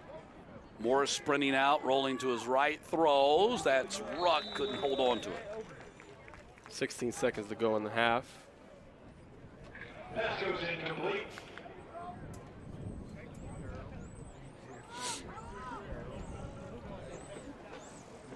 Extraordinarily warm day. I mean, everybody brought their winter coats, and those have all been shed. Everybody's got off their winter coats now. For sure.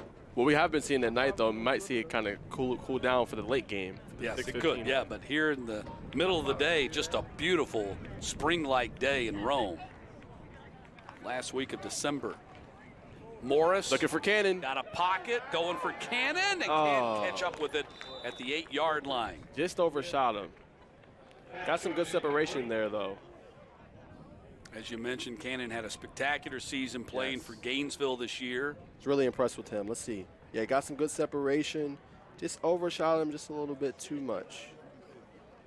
But no, he's very impressive. I remember being at the game, being on the sideline for that big region championship win when they beat North Forsyth, and I was just like seeing him on the sideline. I was like, you just got to get the ball in his hands. He's just one of those playmakers. You give him the ball, he's going to make some plays. And he really impressed. Scored 2 touchdowns in that big region championship win, their first since I believe 2013. Yep.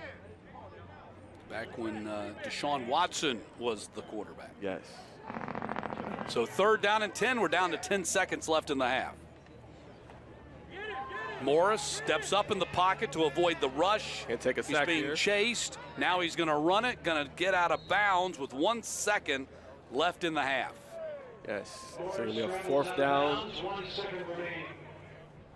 See what they do here. They try to maybe do a Hail Mary. I would throw the ball as far as I can in the general direction of Vakari Swain and let him jump up and catch it. I agree. Let him try to catch it at least. He's your 4-star. He's the highest-rated prospect in this game. If you've been watching in the first half, it's pretty evident as to why he is. Number 10-rated athlete in the country, signed with the South Carolina Gamecocks a couple of weeks ago. I'd throw the ball at him. Yeah, I agree. Go make a play. My first time seeing him in person, Matt. Maybe you can attest to this a little bit. You've probably seen him a couple times, but what really stands out to you? What are you impressed with when you see Swain kind of with the football and just? Well, I mean, his just general overall skill set. I mean, he's got great ball skills. I mean, he's tremendous. You saw how fast he is when he gets in the open. I mean, he's just a cut above everybody else. I mean, he's above most everybody else, but you don't get rated the number 10 athlete in the country if you don't have a certain skill set. As the kids say, he's different. Yeah. No, definitely. Been very impressed with him in the first half. He's been having a great game. Let's see if he's out there. I don't even see him out there. No, he is. Bottom of the screen. I had one. See him? Oh, yeah, and I see him now. Yep. Sir. Yep. Lined up at the 45-yard line. So watch the ball, see if it goes in his direction. Morris on the final play going to throw it to him in the open field at the 32, and he's going to be tackled at the 22. So rather than send him deep, they were going to try to throw it to him short in open space and see if he could make a play. I mean, hey, you can't go wrong either way. Throwing it deep, a high ball to him, or trying to give it to him in space. 21-21, it's halftime here in Rome. We got a great game going on in the Senior All-Stars of the Georgia Elite Classic. Halftime is coming up next. Hi, welcome to Chicken Salad Chick, where we offer 12 flavors of chicken salad made from scratch. Have a great day. With fresh ingredients every day, just for you. Thank you. I needed this. I love when they say that. There's no place like the Chick.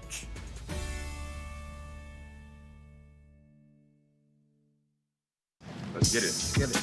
Yo, you know we're not shooting threes, right? Definitely not shooting threes. Introducing Gatorlight. Let's go. Stick and move. Rapid rehydration. Ready, Day? Let's do this, Ryan. Plus a specialized blend of 5 electrolytes. Game day. See, you learn quick. Watch out. You rehydrate well, too. Gatorlight. Rapid rehydration. All G. The Georgia Elite Classic is sponsored by Score Atlanta, your source for Georgia high school sports. HendrickCars.com. Experience the Hendrick difference. The National Signing Day Frenzy. Celebrate Georgia's seniors and the next stages of their careers. And by Peachtree TV, Atlanta's own. And welcome to our halftime show brought to you by Rick Hendrick Chevrolet Duluth. I'm your host, Kaylee Mansell, with a guy who has so many titles, I really don't know which one I should use here. It's Rusty Mansell, along with Ken Irvin, who played 11 seasons in the NFL and is our junior national coach this year.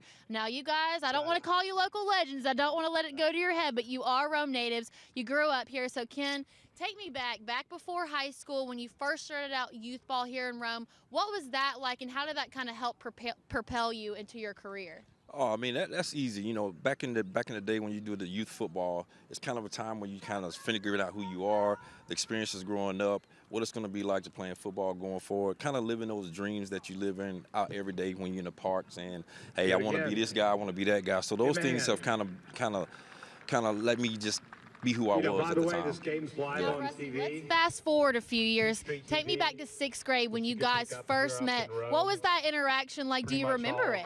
You know, me and Ken have been really good friends since 6th grade, and we just kind of hit it off instantly. But we started playing a few sports together. We played basketball together, started playing football together at Pepperell Middle School, and I wouldn't say we won a bunch of games in middle school, but we had a really good time. And kind of touching on what he did playing youth, I remember playing Pee-wees and mites here, and you play in the Santa Bowl and you play in the Holiday Bowl, and it was a big deal, and everybody came out. So, you know, the Rome Recreation Department, the city of Rome, does such a good job with the levy and youth sports here, and I think you see the results of the type of athletes and the amount of players that play into high school, which is what they're trying to do. And when you guys got into high school, you actually won the state championship, 1990, senior year. I can't even imagine that. So, you know, Ken, looking back at it, what did winning that state championship not only do for the team, but for the entire community? I mean, that was surreal. I mean, you know, back when we had a state championship game, it seemed like 10,000 people it was a parade all the way down Lindale, you know. But the good thing about that is Rusty and all the other teammates, we had come off a huge game where we had lost the season before. We lost probably 10 games because of a forfeit. Mm-hmm. And I remember sitting in the locker room saying that we're going to win the state championship the next year. We was going to go 15-0. So at that point, we all learned what a dedication it was like to earn something, to own up to it, and put the work in to become the best that we can be possibly as a football player. And Rusty, aside from football, you guys were both actually 3-sport athletes. You shared 2 sports together. So do you think playing those 2 sports together growing up helped you with your connectedness? I tell people all the time, sports creates productive humans. You learn how to be a teammate. You learn how to face adversity. You know, it's not so much the end goal and trophy related, it's what it does to you in adult life, because Ken's the rare guy. He's the rare 1% that got to play 11 years at the top level. Most people don't get to go to the second level, college. So what sports does, it teaches you how to be a productive human in the workforce. And I think more people should look at that focus and not so much the trophy-driven end result, what it's doing for my child to be a part of a team. And Ken, one thing I really do want to touch on is, you know, you obviously made the transition from high school to college to pro. So, you know, we have a lot of guys out here who are trying to go play at the collegiate level. So if you could give them one piece of advice for the transition from high school to college, what would it be? You know, just kind of buy into your craft. You know, put your work in. You know, I always tell my kids, whether it's my kids, my own, or the kids I coach, you know, hard work is 100%. It's undefeated. So if you put in the work, you will have success. You know, and so if you do the things day to day, your preparation, learning how to work hard, learning how to fail, you know, to come right with your teammates, learning how to get on with different people. The success that you learn from football, it carries over to you as a young man when you go out, get outside of football. So those are those huge benefits. Mm-hmm. Absolutely, guys. I appreciate having you up here. We'll actually have them back right after the break, so make sure to stay tuned.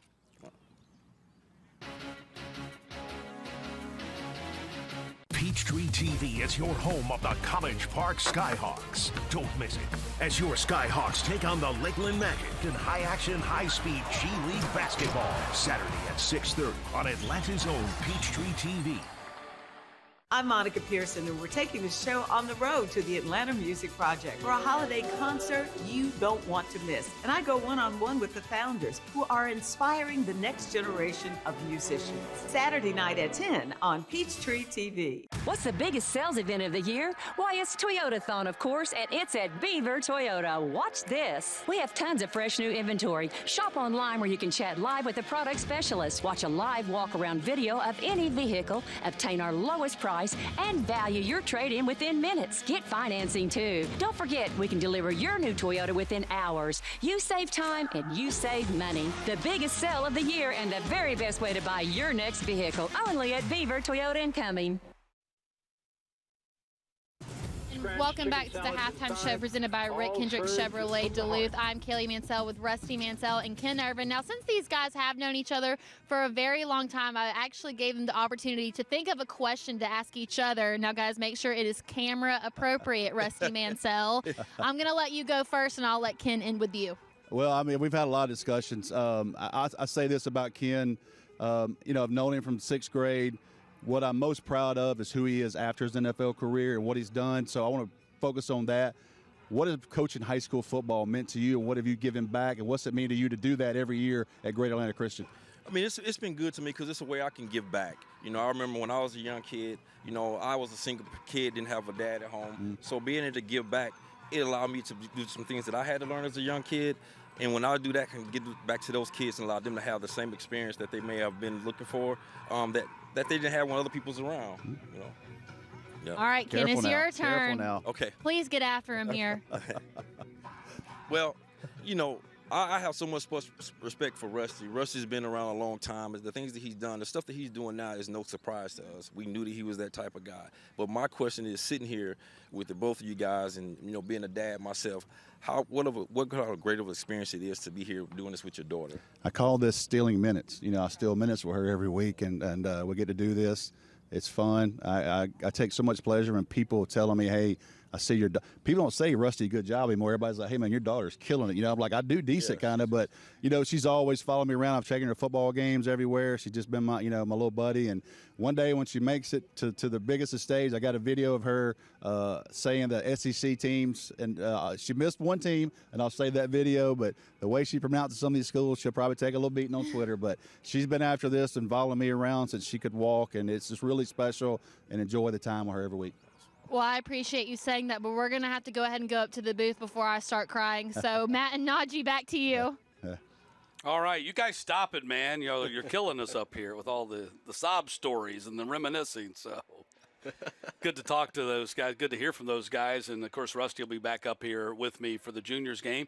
Najee Wilkins with me here for the senior game, 21-21 at halftime. Great game. Been a spectacular game. Lots of plays, lots of big plays. Yes, from both sides. Defensive side, you got Thornton. He's making some big stops there. Chavez, a couple guys that are making Big Bear Barker. Yep. Making some big stops. On the other side, Vakari Swain, 5 catches, 99 yards, a touchdown. He's been performing great in this game when he gets the ball in his hands. Ben Guthrie on the other side. I mean, he's been pressured. That drive right before the half, it's like 2 sacks there. He's cool, calm, and collected. Made a throw on the outside there to Ethan Christian. Got them in the red zone.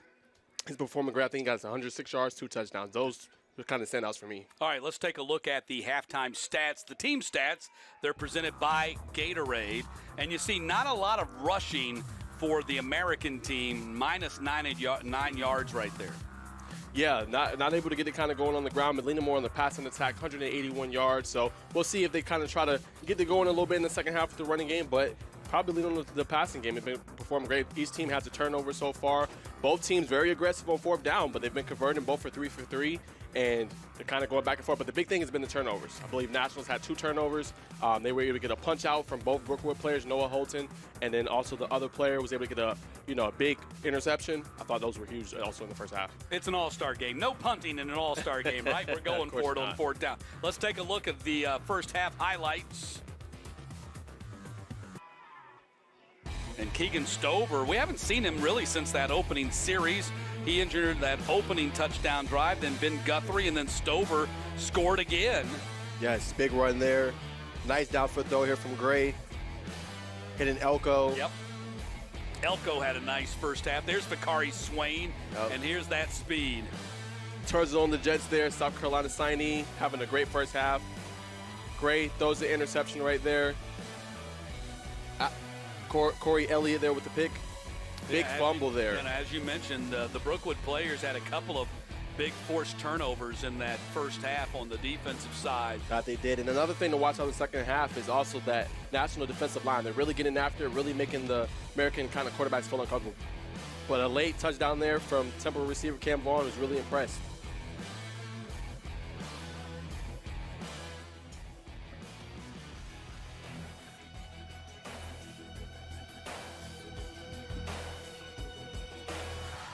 Man, you know how to do this? Man, I don't even know. I was flipping burgers last week. Violation, unsportsmanlike conduct, impersonating a craftsman. Skilled trade unions are well-trained career pros, not part-timers. Construction is a rewarding and lucrative career with the advancement potential, but you have to do it the right way with the right training. Learn how you can be a pro. Find your career at GeorgiaConstructionCareers.com. The Atlanta Falcons are continuing to change the game on season ticket benefits. Join the Falcons family in 2022 for more games, more access, and more value than ever before, including tickets to our biggest season yet at Mercedes-Benz Stadium, with 9 regular season home games, plus ultimate ticket flexibility with the ability to exchange tickets for games you can't attend, free gear for all members, and free away game tickets. Select your seat today. Rise up. Planting season is here, and it's time to get your yard looking its best. So treat your yard to the perfect touch from the professionals at Personal Touch Lawn Care. Mowing, maintenance, design, and construction. Personal Touch Lawn Care does it all. If my yard is taken care of, it's one thing off my list that I don't have to worry about. Sign up now for monthly maintenance and get the 12th month free. Big enough to serve you, small enough to know you. Personal Touch Lawn Care, 770-908-1238 or online at ptlcatlanta.com. SMART is sheet metal, air, rail, and transportation. We fabricate and install HVAC systems, ductwork. You can't just go to Home Depot and buy our product. You have to build our product. If you can dream it, we can build it. That's our motto. Our sheet metal workers are really proud of that work. They want to look back and go to a Falcons game with their family and point up to show what they did. The Georgia Elite Classic is sponsored by First Alert Weather app powered by Atlanta News First. Download the app in the App Store. The Georgia High School Football Hall of Fame, Georgia's newest football tradition. The Score Atlanta High School Sports Newsletter. Subscribe today for everything Georgia high school sports. And by Wendy's. Choose wisely. Choose Wendy's. Start of the third quarter here in Rome. We're tied at 21 in the senior all-star game. 2 more games to come before the day is through. Juniors are up next, followed by the freshmen and sophomores all-star game to wrap things up this evening. Yes, very good first half. 42 first half points so far. Be interesting to see if the defense can kind of, impose their will in this game, or will the offense continue to kind of strike like they've been doing. They've been on fire.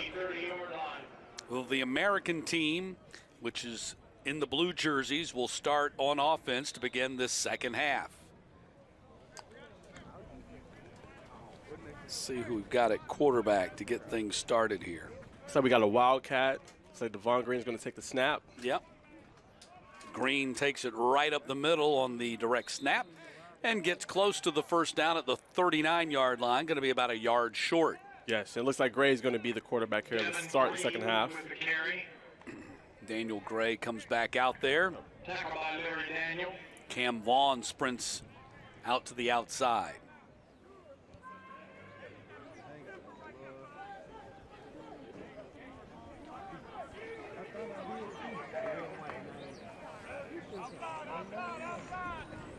Gray to the air, a little pop pass that's caught at the 49-yard line for a first down. Colin Jackson, first time we've called his name as a wide receiver, actually make that, his first catch. He had a rush, so his first catch of the day for Colin Jackson. Yes, he had that big rush on 4th and 1 earlier in the day, got 8 yards. Good to see him kind of get involved in the offense. So 1st and 10 from the 48. False start there. Movement at the left tackle position. False start on the offense. 5 yards, remains first down. It's Isaac Keene from South Paulding. Yeah, he's a guy that really coaches have spoken highly of this week. And I know a guy that Coach Sumo Robinson, his coach at South Paulding, feels like, you know, kind of lived in the shadow of Madden Sanker. Yeah. There on that South Paulding offensive line and was kind of under-recruited. Oh, we have a pick. Intercepted at the 50-yard line. This could be a pick six. And it will be. Wow, what Touchdown. a play. And National strikes back. Their third turnover they forced in this game. That's Julian Fox, Chris County. Big play from Julian Fox. Wow. Julian Fox, who's going to commit tomorrow morning at 11 a.m. at Crisp County High School, along with his teammate Amir Dwight. An early commitment day present for him with the pick six. Wow. Talk about taking the momentum. I mean, pick six, first drive, there for the American. National turned into a pick six. Big play. Julian Fox, the Region 1 3A Player of the Year. He has 10 offers, choosing between Mercer, Troy, South Alabama, and 7 other offers when he announces tomorrow morning. Big play right there, the pick six to put the National back on top 28-21. Incredible. Yeah, I got that special teams working. Let's get another one. Let's get another one. I'm not surprised, though. I have to tell you, that National defense really impressed me in practice throughout the whole week. I mean, they're secondary, their linebackers, their defensive line. That was kind of my storyline coming into this game. National versus American, how would the offense kind of look? American offense has done great, you know, getting touchdown drives, but has turned it over 3 times now. But National defense got it kind of clicking now. So the American getting ready to go back on offense after the pick six puts them behind.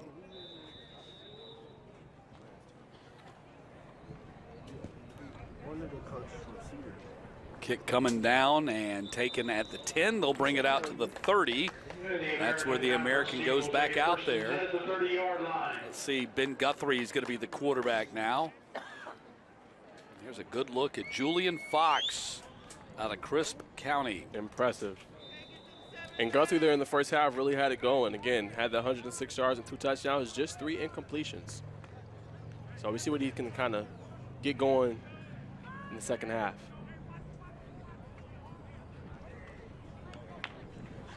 Guthrie on the sprint out. He's being chased, and he throws. Got it over the defender, but Elko could not hold on to it. Did a good job of dropping the ball over the hands of the linebacker, Grant Bullard, but a little bit too high for Elko. Yeah, that was a really good throw.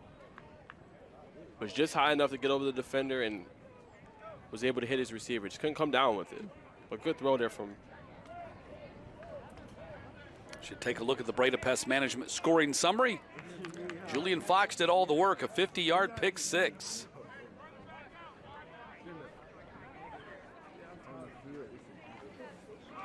We got a run here. About a 5-yard pickup. Chris Roper out of Adairsville. He's committed to Dartmouth. He's gotten some good runs in here today. Tyson Brown, Wade McCormick in on the stop.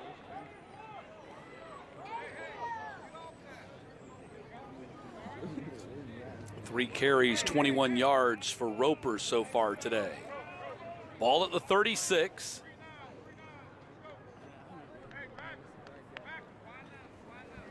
Devon Green comes to the quarterback, makes the play call. Big third down here for the American side. Guthrie quickly to the sideline. Not going to be enough for the first down. What a hit. That was a big hit by Manny Gomez. McKeitron, wow. Great stick there, not allowing him to get the first down. Did not allow Green to get enough, so now it's going to be 4th down. Let's see if they go for it here. Like we said, it's all-star game, no punts, right? Yeah, no punts, you can't. Both teams have done pretty good on 4th down, both for 3, so they've been having some good calls. So this is a 4th and 2 in their own end, and they're going for it from the 38.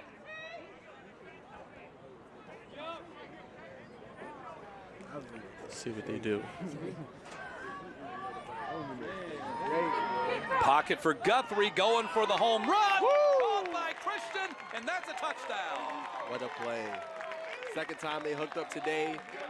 Another great throw from Guthrie. That's now 3 touchdowns. Christian has 2. So we can get a replay. Wow. Ben Guthrie on a 4th and 2. They go for it all. And Christian beat his man, Elliott, on the sideline for the touchdown. That covers 62 yards. Incredible. Hit him in stride, allowed him to go get it, and they got a score. Have been seeing throughout this game, though, for Christian, he has been kind of singled up throughout the game. So has been open out there on kind of that boundary. And they took advantage on 4th and 2. So heck of a call there.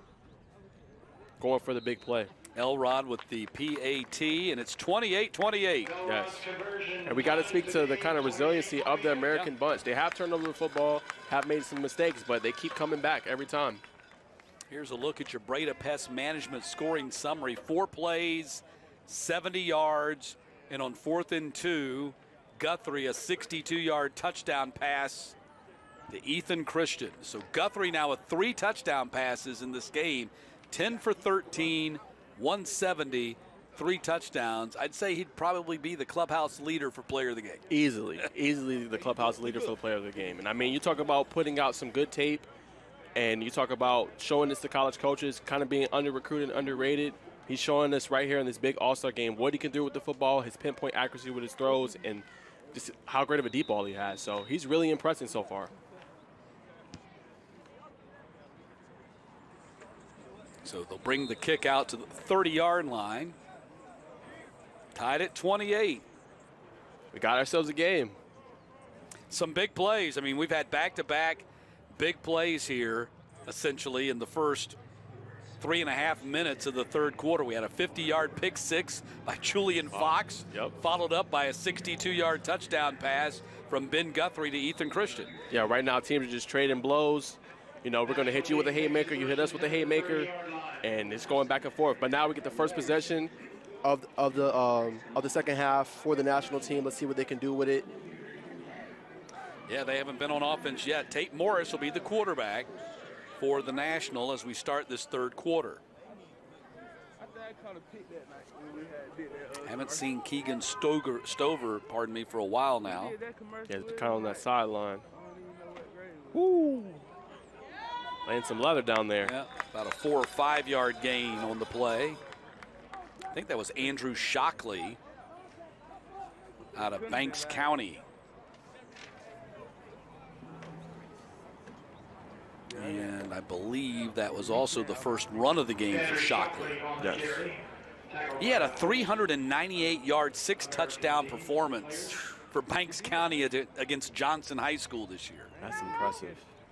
Rushed for nearly 400 yards. Going to get the ball again, cut to the outside, and pick up a couple on the play up to the 37. Like it was brought down there by Noah Holton for Brookwood. Holton, the Brookwood Bronco, who punched out, forced a fumble early in the game, turned into a touchback. So now 3rd down and 4.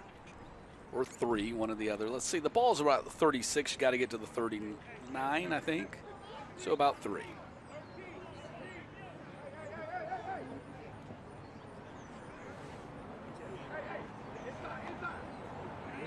Oh, false start there.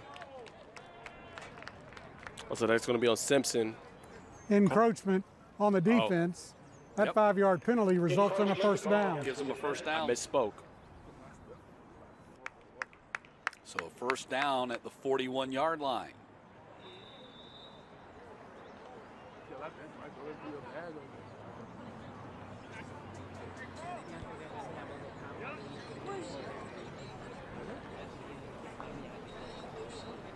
Handoff goes to Shockley again.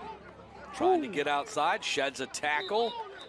Nice pursuit there from the football. Couple of yards, tough running right there. Jordan Farrell out of Archer in on that tackle. Really has a nice great burst of speed there from Shockley. But just great pursuit there from the American side, not to let them get, any more extra yardage there. So Shockley getting some run here in the third quarter. 2nd down and 8.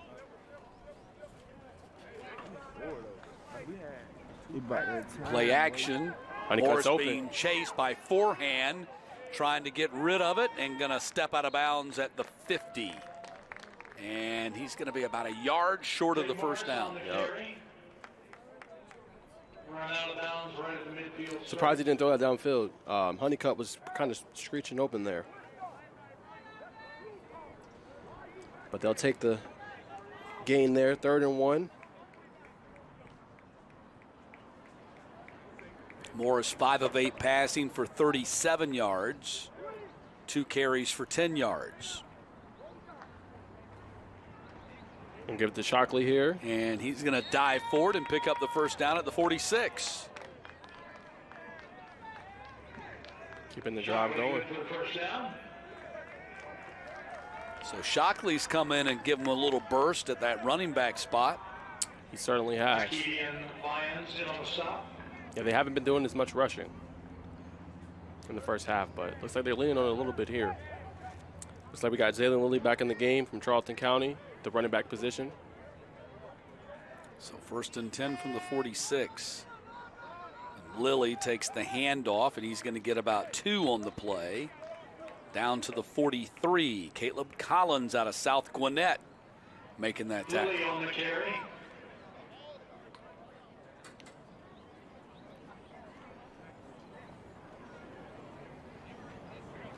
Terry Michael in on the stop. Ball set down at the 43, 2nd and 7.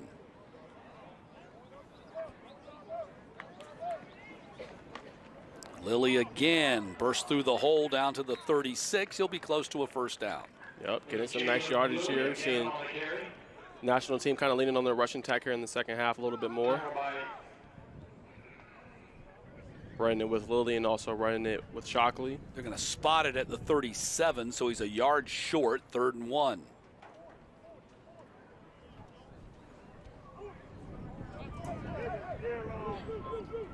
Swain in the game, bottom of your screen. Say they hand it to Lilly again. First down to the 30. Nice. Lilly takes it inside the 30-yard line. Really leaning on the rushing attack here. So that puts Lilly up close to 40 yards rushing in the game and a team high 7 carries. 7 for 41 now for Lilly. Sendoya still the leading rusher on 1 carry. He went for 42 yards. Play action, Morris sprints and throws and connects at the 25-yard line. Nice catch, good concentration there. Daniel Jolly. Big hit there from Noah Holton, though. He's been performing really good. Jolly is an athlete out of Model High School, receiving interest from Kennesaw State, Middle Tennessee, and ETSU. Second down. Oh. Ball fumbled, scooped up. Wow. And Lilly. Big tackle there. Great concentration there from the 12-yard line. Lilly scooped up the ball, and fortunately for him, everybody's kind of moving in the different direction, and he was able to take it the opposite way and pick up a first down. Yeah, that was big. I mean, not only to not be a bad play and be possibly a turnover, but to pick it up and get positive yards and ending in a first down is huge. It's a great play there from Lilly. Chicken salad, chick red zone with the ball at the 12.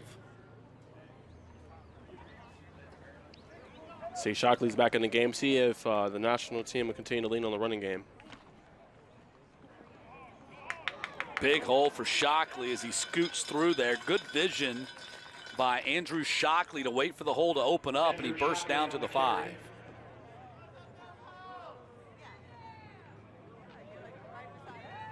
Yep. It's like we're on 2nd and goal. Yeah, 2nd and 3 from the 5. They can still pick up a first down at the 2. Gotcha.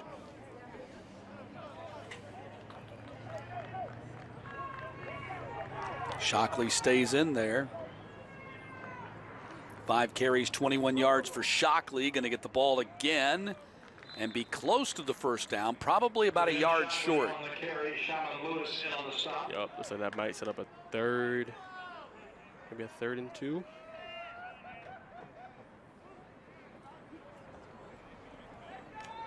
So 3rd down. 3rd and 1. National team has rushed for 175 yards in this game. Only 6 rushing yards for the American. 3rd down and 1 is what they'll call it. Morris, drop back, throw, batted down in the end zone. It's going to be pass interference. Held them near on kind of the inside to kind of get positioning. Pass interference on the defense. Interference to call. Be half the distance, and we'll replay 3rd down. Correction, half the distance results in a 1st down. Yeah, came over his back. Yeah, it was trying to make the play. Trying not to let Redmond get the touchdown.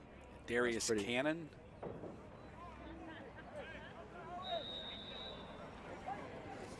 Or pardon me, that was Donis Garcia on the. Donis Garcia, yes. The other 88.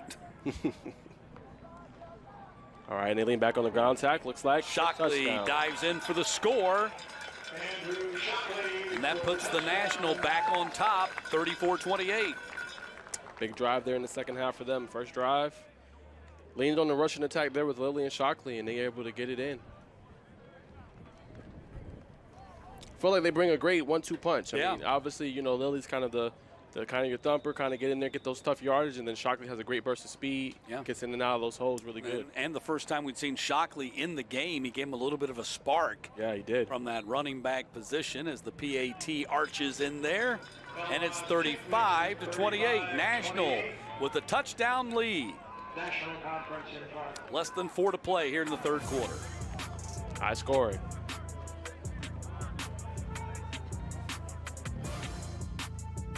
Every day, we look for ways to improve our processes in order to deliver to you, our precious customer, the very best sales and service experience in the world. From our super facility to our amazing staff, everything we do is for you. So with hopes of improving your experience even more, we're announcing we'll be closing the store on Sundays beginning the 1st of the year.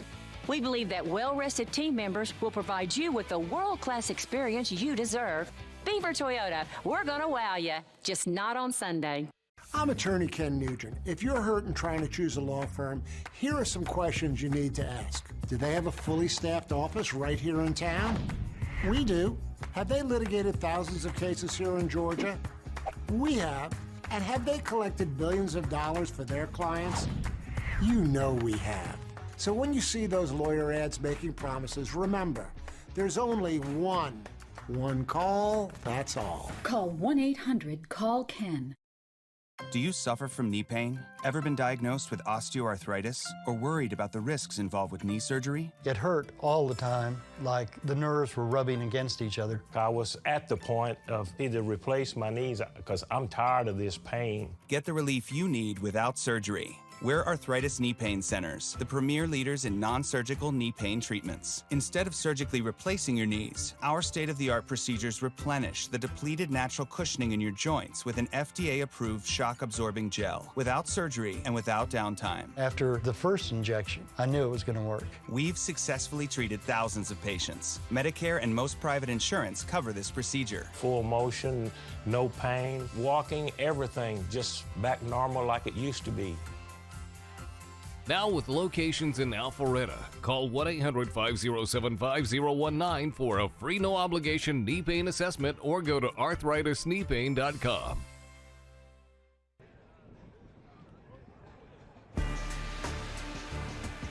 (35-28) National on top of the American with 3:48 to play here in the 3rd quarter. Seeing the seniors getting their kind of their moment. They're taking some pictures, you know, making some friendships here. Yeah, I thought that was one of the interesting things when we were talking to Coach Matt Luke, whose son Harrison was playing in the 8th grade game, and he was talking about his son and him meeting so many different players from around the state. Yes. And I think that's developing friendships, playing together for this week. practicing together this week, hanging out together, meeting players that maybe you've heard about or maybe not have heard about, but meeting them for the first time and establishing some relationship. Gray back in there, quarterback, man wide open, did not connect. But no one picked up Darryl Bland right there. It's a good play design. And got him wide open. That could have been potentially a big play, maybe even a touchdown. Just overshot him a little bit there. Daniel Gray played at Marietta this season, following in the footsteps of Tyler Hughes. Signed with William and Mary last year. He is. That was a team, too, from Marietta. They didn't have the best start, but they were able to, get some momentum going late there in the season and actually get into the postseason. Yeah, actually ended up winning the region championship, I believe. They played a brutal non-conference, non-region schedule. Buford was on there. Yep. And there, I think at one point they were 1-4 or 1-5 and rebounded to make the state playoffs, won the region. From your take, Matt, you've seen a lot of football over the years. How important do you think it is playing kind of that non-region schedule, making it so tough, and then when you play your region schedule, you're kind of more equipped with knowing your weaknesses and your strengths and knowing what to kind of build on with your group and kind of build that camaraderie and cohesion before, you enter that really important play? I mean, I think you got to find the right balance. Gray going up top and misses out of bounds at the 35-yard line. It certainly doesn't hurt you. Right. I mean, because the games don't count towards the state playoffs, so whether you win or you lose, I think it really depends upon what kind of team you have. What's the makeup of the team that you have, from a, emotional standpoint? Are they older players? Are they younger players? The older players might be more able to handle that tough schedule. Even if you're taking the losses, you're getting better. Yep. The coaches will always tell you, you learn from your losses, right? You learn more from your losses than you do from your wins. And so if you got an older team that can learn from, those non-region losses to make you better for the region play, that's great. If you have a younger team, you still want some tough games, maybe not loaded up with a bunch of tough games, but every coach has to make that own determination as to what they're going to do. And, of course, in 7A, it's tough to schedule games. Yeah. You almost have to take what comes your way, and when you're a great program like a Marietta or like a Grayson or any of these, programs that have established themselves, it's hard to get a non-region schedule sometimes when half your schedule is non-region. Yeah. The regions are only 4 or 5 teams large. Yeah. So you're having to schedule at least half of your schedule non-region, and when you have a tough team, tough program, it's it can be tough to schedule games, and you hear that from coaches every year, especially those playing in the highest classification 7A. That's a great point. Stover back in the game. DJ Rogers on the carry. Yep. DJ Rogers on the carry. Yeah, nice to see Stover back. Haven't really seen him since the first half. Early there, I think it was the second quarter. Yeah, he had a good first half. He did. Stover 9 of 14 passing for 78 yards. Scored a rushing touchdown as well. Yeah, I thought he was really accurate with the football. And I think that's one of the things that's tough about these all-star games, and Rusty and I were talking about that in the 8th grade game. Passes thrown and dropped out here by Honeycutt. It's one of the tough things is, football's a lot about rhythm, and so especially if you're a quarterback, you're not used to shuttling in and out of your position.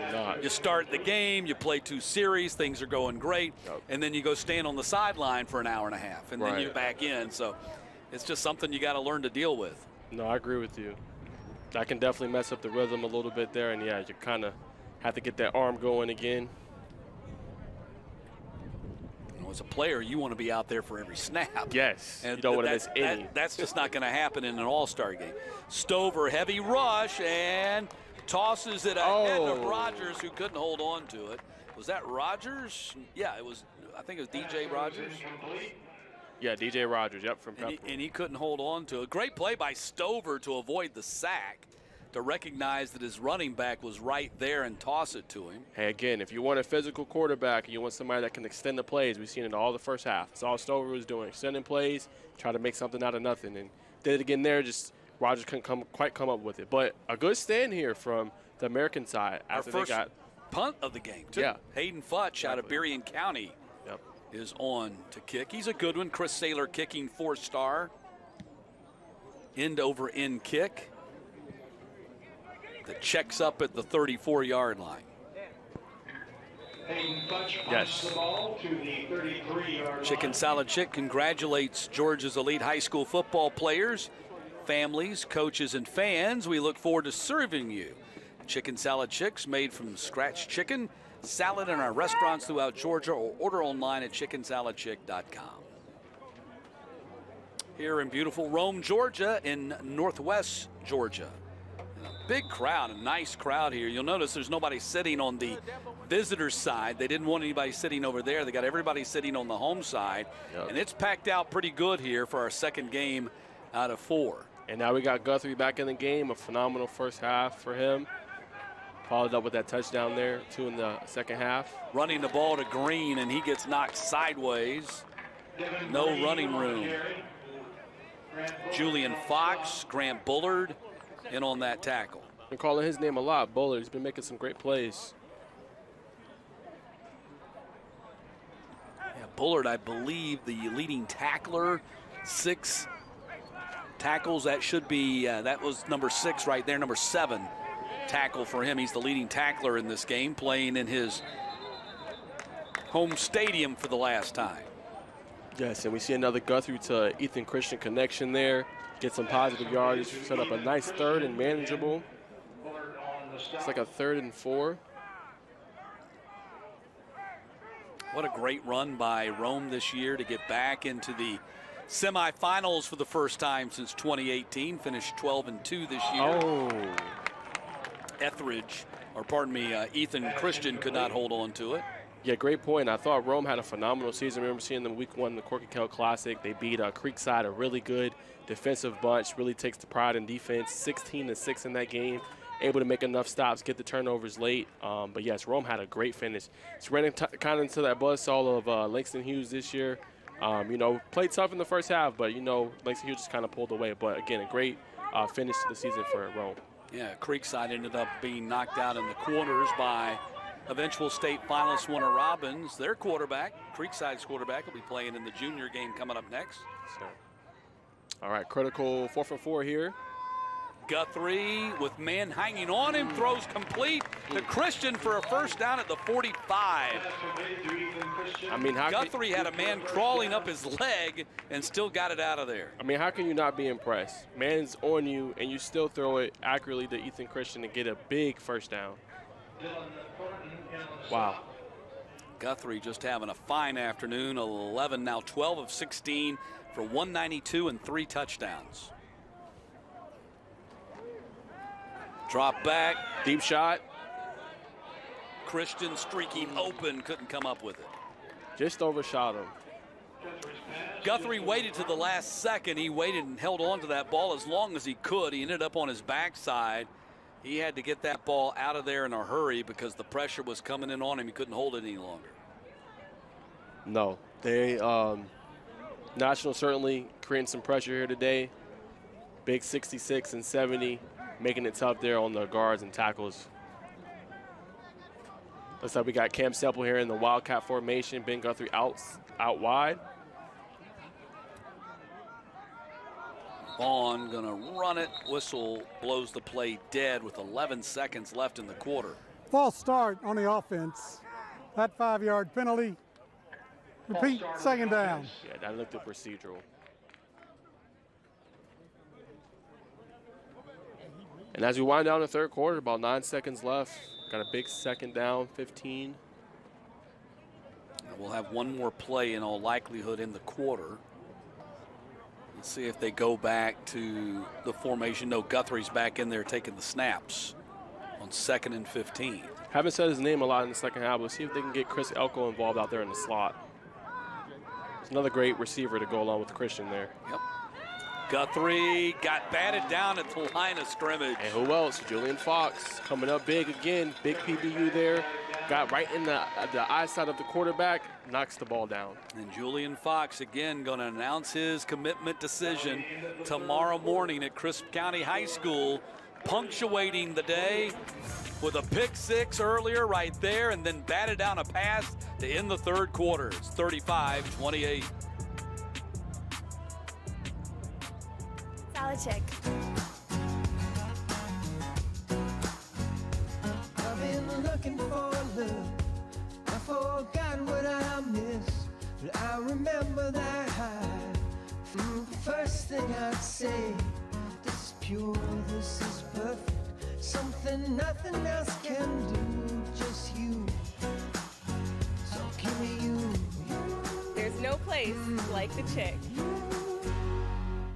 Sweetheart, please don't forget to wear your seatbelt. I got it, Mom. It's a very nice day, living in the right space. Breathing your grace, got me feeling some kind of way.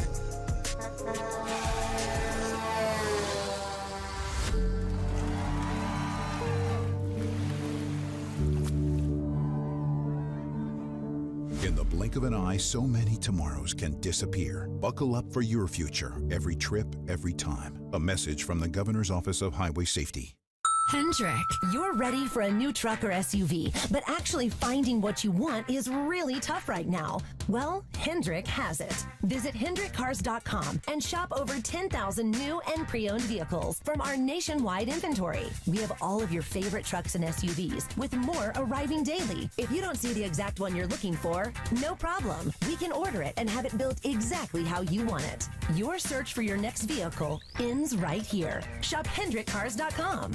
The Georgia Elite Classic is sponsored by McDonald's. Brought to you by Greater Atlanta Area McDonald's. Download the app for great deals.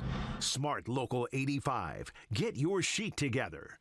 The Governor's Office of Highway Safety. Seatbelts save lives. The Governor's Office of Highway Safety reminds you to buckle up before every trip.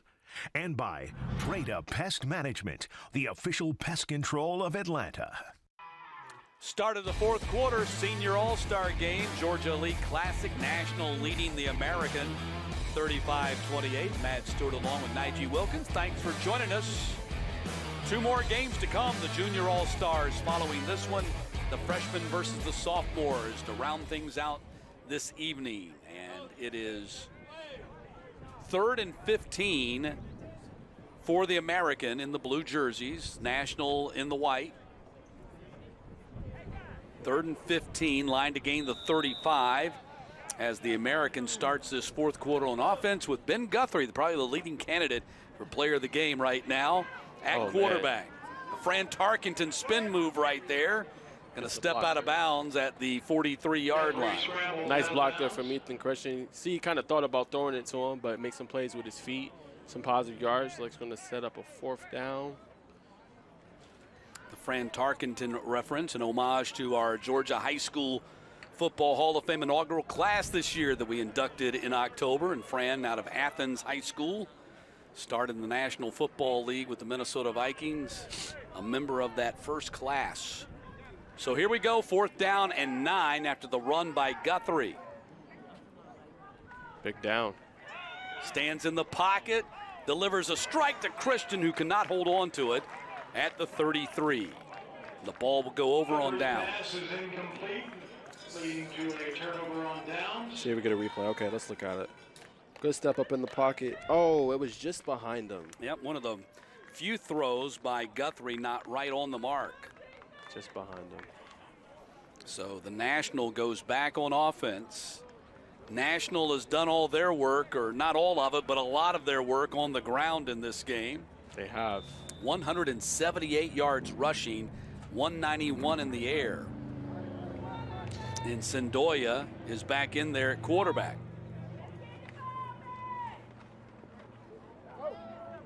Looks like Rudolph got the... Yeah, Cardell Rudolph gets the carry. Been a while since we've seen him as well. Kind of going back to what we were talking about in that third quarter, Nige, that, you know, it's hard when you sit on that sideline for so long. That's a great point. Can you get back in there and get that rhythm? Same thing for a running back. You know, running backs quite often are at their best when they're able to build up a lather, Yes. get 4, 5, 6 carries in a row. It gets them going. Then you start seeing them hit it with the big chunk plays, getting downfield. Let's see a great tackle here from. Well, trying to strip Sendoya as they get him at the 45-yard line.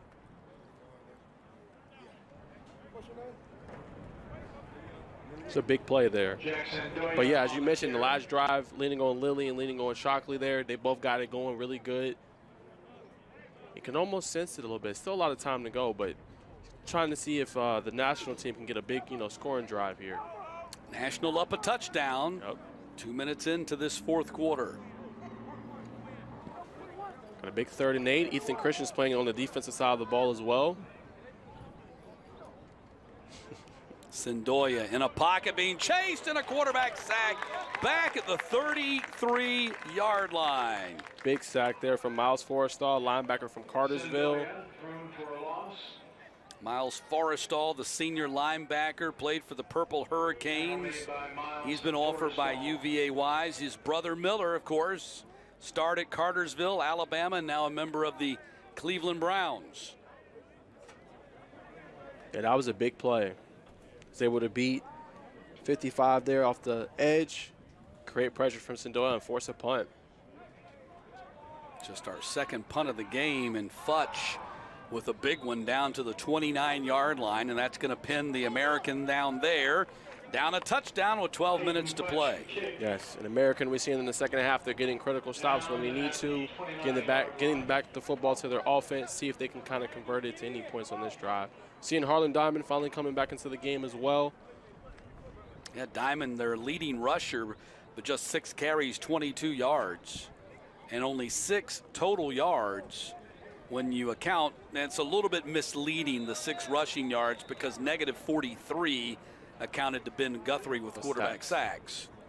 Exactly. So they're actually closer to like 49 yards total rushing. Still not a big number. No. Again, that defensive front for the national side playing really good in this one, forcing sacks, making it hard to run the football as well.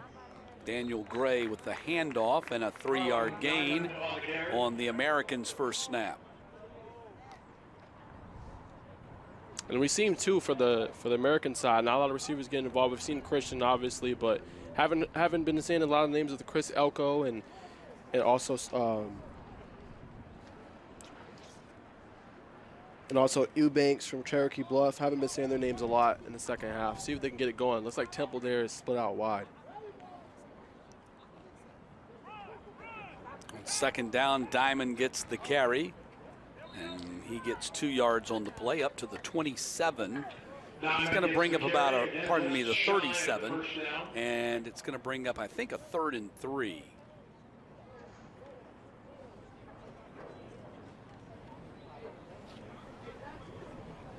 The American with 280 yards passing, 192 from Guthrie. Gray has 88 yards passing on 5 of 11. And a hit in the backfield. They will not pick up the first down. Great stop there for them. Can't tell who the player is because he's got his jersey rolled up in front. If he'll turn around, maybe I can tell you who it was. It's going to be Tyson Brown from Rome. He's got it rolled up. You can't read the number. So they're going to call it 4th and 2. I really think it's more like a 4th and 3. The line to gain's the 40. They're going for it. And stuck in the backfield, and a big play by the defense. Tyson Brown on that play. 2 big critical stops there on the 3rd down and also on the 4th down. Big sticks, making it tough for Harlan Diamond to get any yardage going there. Not a big fan of the play call there. I think he gets something nice and easy. Maybe let Gray throw it out on the outside to the playmakers potentially. But yeah, that was gonna be a very difficult 3 yards to pick up. Yes, on the ground. Yes, I agree. Especially with how the rushing has been this game and how great the defensive front for the national side has played. Definitely. So a big game for Brown. 3 tackles for him officially in this game, but his presence has been felt much greater than just that number. So 1st and 10, ball at the 32. It's in American territory. Got a big drive going here. They didn't go Rudolph for the rush. And National a chance to kind of open this game up here. A score right here would make it very difficult for the American to come back and win. Yes, it would. It will put them up in a good spot. Make it really tough on that American group that's kind of struggled a little bit here in the second half. It did have the one touchdown, but it's kind of been a struggle offensively.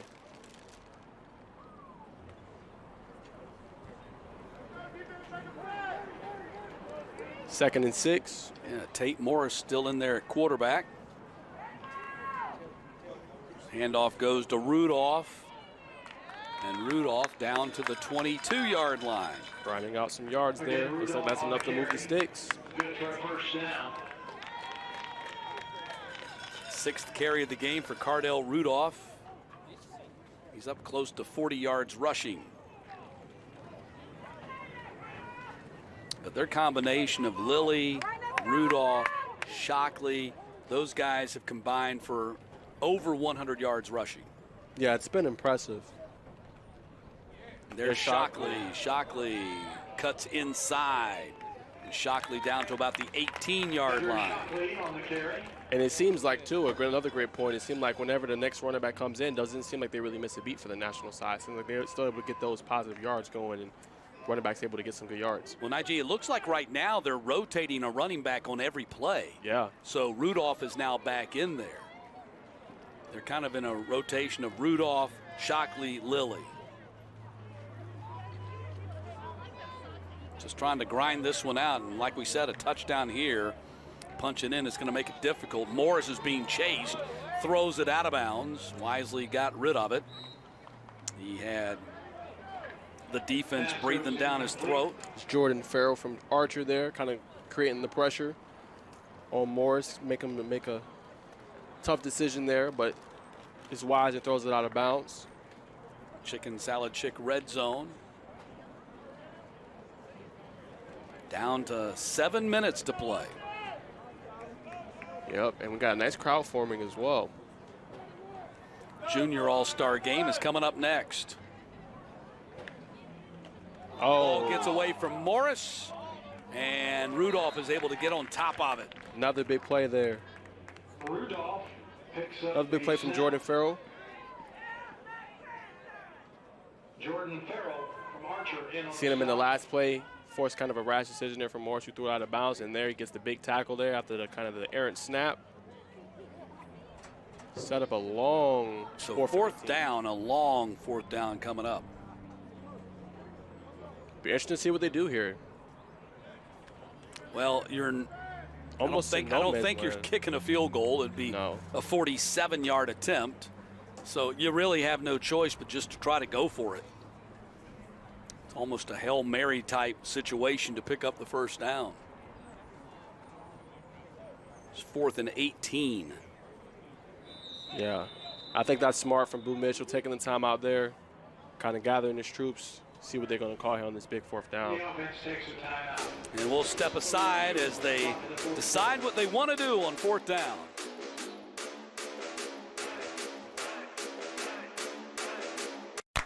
Music is your life. Take your passion to the next level. American Intercontinental University can teach you the skills to engineer, record, and mix audio for CDs and videos, or create sound effects for film and TV. What are you waiting for? Find out how a degree in media production from AIU can help you take your passion for music to the next level. Call AIU at 888-371-5888 or text CLASS to 21899. I'm attorney Ken Nugent. When you call my law firm after your car wreck, you're our #1 priority. After I was hurt in a car wreck, I decided to call the Ken Nugent Law Firm. They took care of everything. They treated me like gold.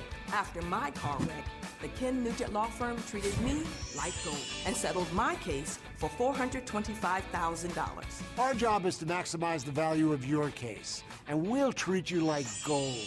One call, that's all. Call 1-800-CALL-KEN. What's the biggest sales event of the year? Why, it's Toyotathon, of course, and it's at Beaver Toyota. Watch this. We have tons of fresh new inventory. Shop online where you can chat live with the product specialist. Watch a live walk-around video of any vehicle. Obtain our lowest lowest price and value your trade-in within minutes. Get financing too. Don't forget, we can deliver your new Toyota within hours. You save time and you save money. The biggest sale of the year and the very best way to buy your next vehicle. Only at Beaver Toyota and Cumming.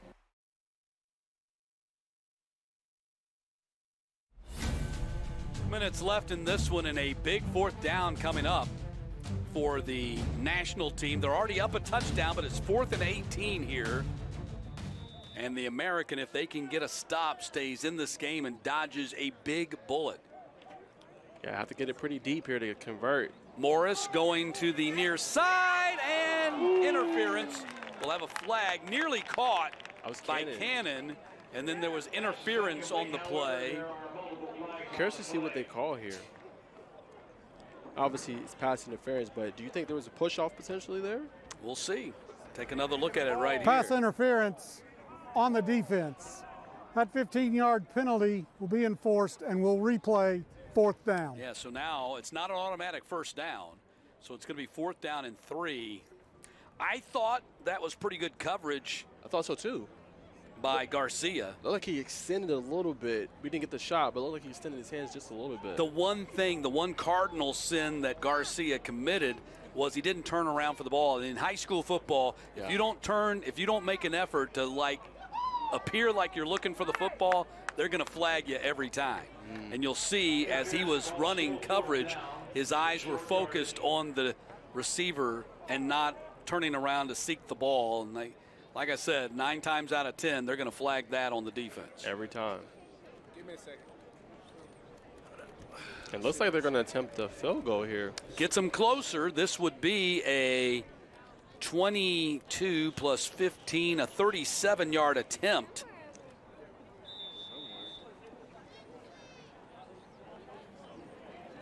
And the kick is going to be up, and the kick is going to be good. So there you go, a field goal. Our first one of the Georgia Elite Classic by Danny Elrod. Yes, gives them a 10-point lead, about 5:30 to go in the game. See what the American side can do with the on the offensive side of the ball is to get the ball back. But great drive there from the national side. Well, that means for the American, Nige, they basically have to score on each of their next 2 possessions. Yes. Whether it's touchdown and field goal or touchdown and touchdown. Agreed. But they can't come up empty on any of their remaining possessions, assuming they're going to get 2 more. Assuming. Great point. They're going to get the ball here, and if they score, then they've got to get a stop, and a quick one at that. So. Yes. Got to force a 3 and out if they able to score here on the next drive. I think you got to try your best. I mean, obviously you don't want to get everything in one play, but try to get a quick strike drive, maybe in less than 2 minutes. Which could be, And it's possible. They have been hitting some big dimes down the field. So Ethan Christian, the 64-yard touchdown earlier here in the second half. Let's see who goes out there to play quarterback. If you guessed Ben Guthrie, you were right. Yes. So Guthrie's going to get it here for the end of the game. 12 of 19 passing for 192 and 3 touchdowns. Yes, very impressive. From an individual standpoint, he has certainly been the star of the game. Yes. Statistically. Statistically, he has. And Ethan Christian and his connection have been pretty apparent all day. Yeah, Christian 6 catches for 139 and a touchdown. Yes. So here you go. The American going back on offense, down 10 points, over 5 minutes to play. Guthrie throws and diving for it. They're going to call that a catch. Nice catch. Nice play by Green. Yep. It looked like they're trying to get a little rhythm going, a little hurry-up offense looks like. Devin Green laid out for this one. That's a nice catch and kept it off the ground.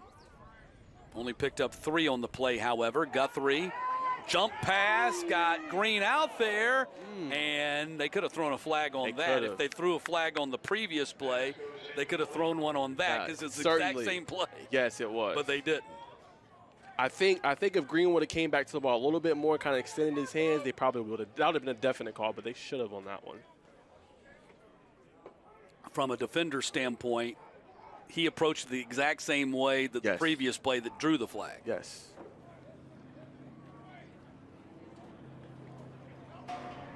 So 3rd down. 3rd and 7. Guthrie guns it in the middle, incomplete at the 45, and now it's 4th down, trying to go to Elko. First time we called his name, second half. Yeah, he had 2 big catches for 48 yards and a touchdown in the first half. All right. Threw it behind him that time. Yep. It looks like we got 2 rolling clock, so. Yep, clock goes under 3 minutes to play. Yep. So kind of got to have it here. Yeah. 4th and 7. You're probably not going to get too many more possessions after this. So this is a big play. 4th down and 7. Line to gain about the 40. Guthrie. Lose the pressure. Great throw here. Throws back in the middle. It's caught by Elko for a 1st down at the 43. Big time play. Elko couldn't get the first one, gets the big play on the 4th down, and once again, Guthrie makes a nice play there. It's extending the play, some pressure there early from Big Bear Barker. Makes a nice timely throw to Elko.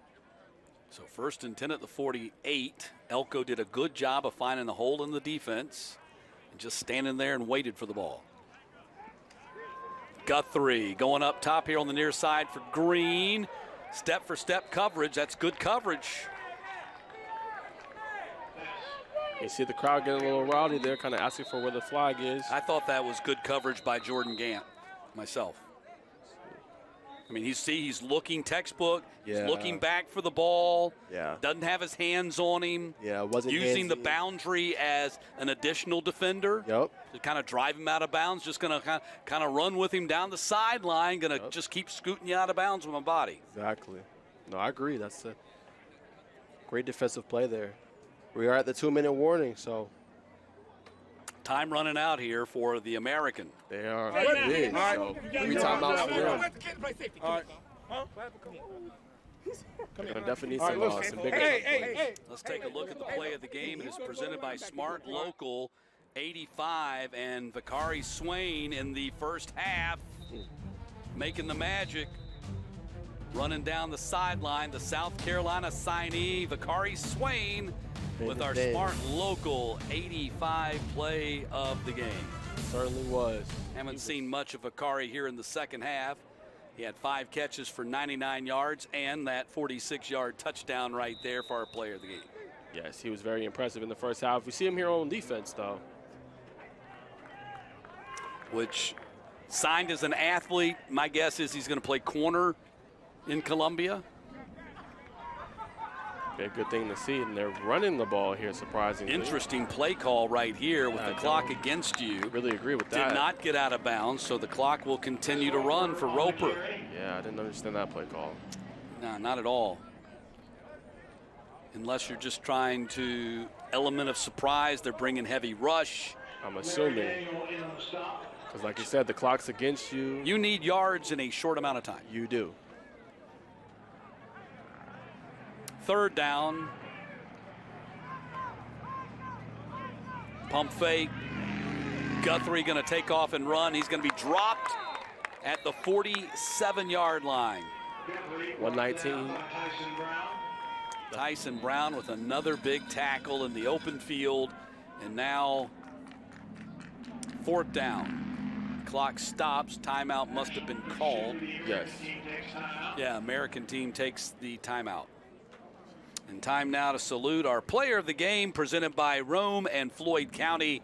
And it is American quarterback Ben Guthrie out of Alpharetta, 14 for 24 passing, 210 yards, and 3 touchdowns. But right now, looks like his team going to come up short.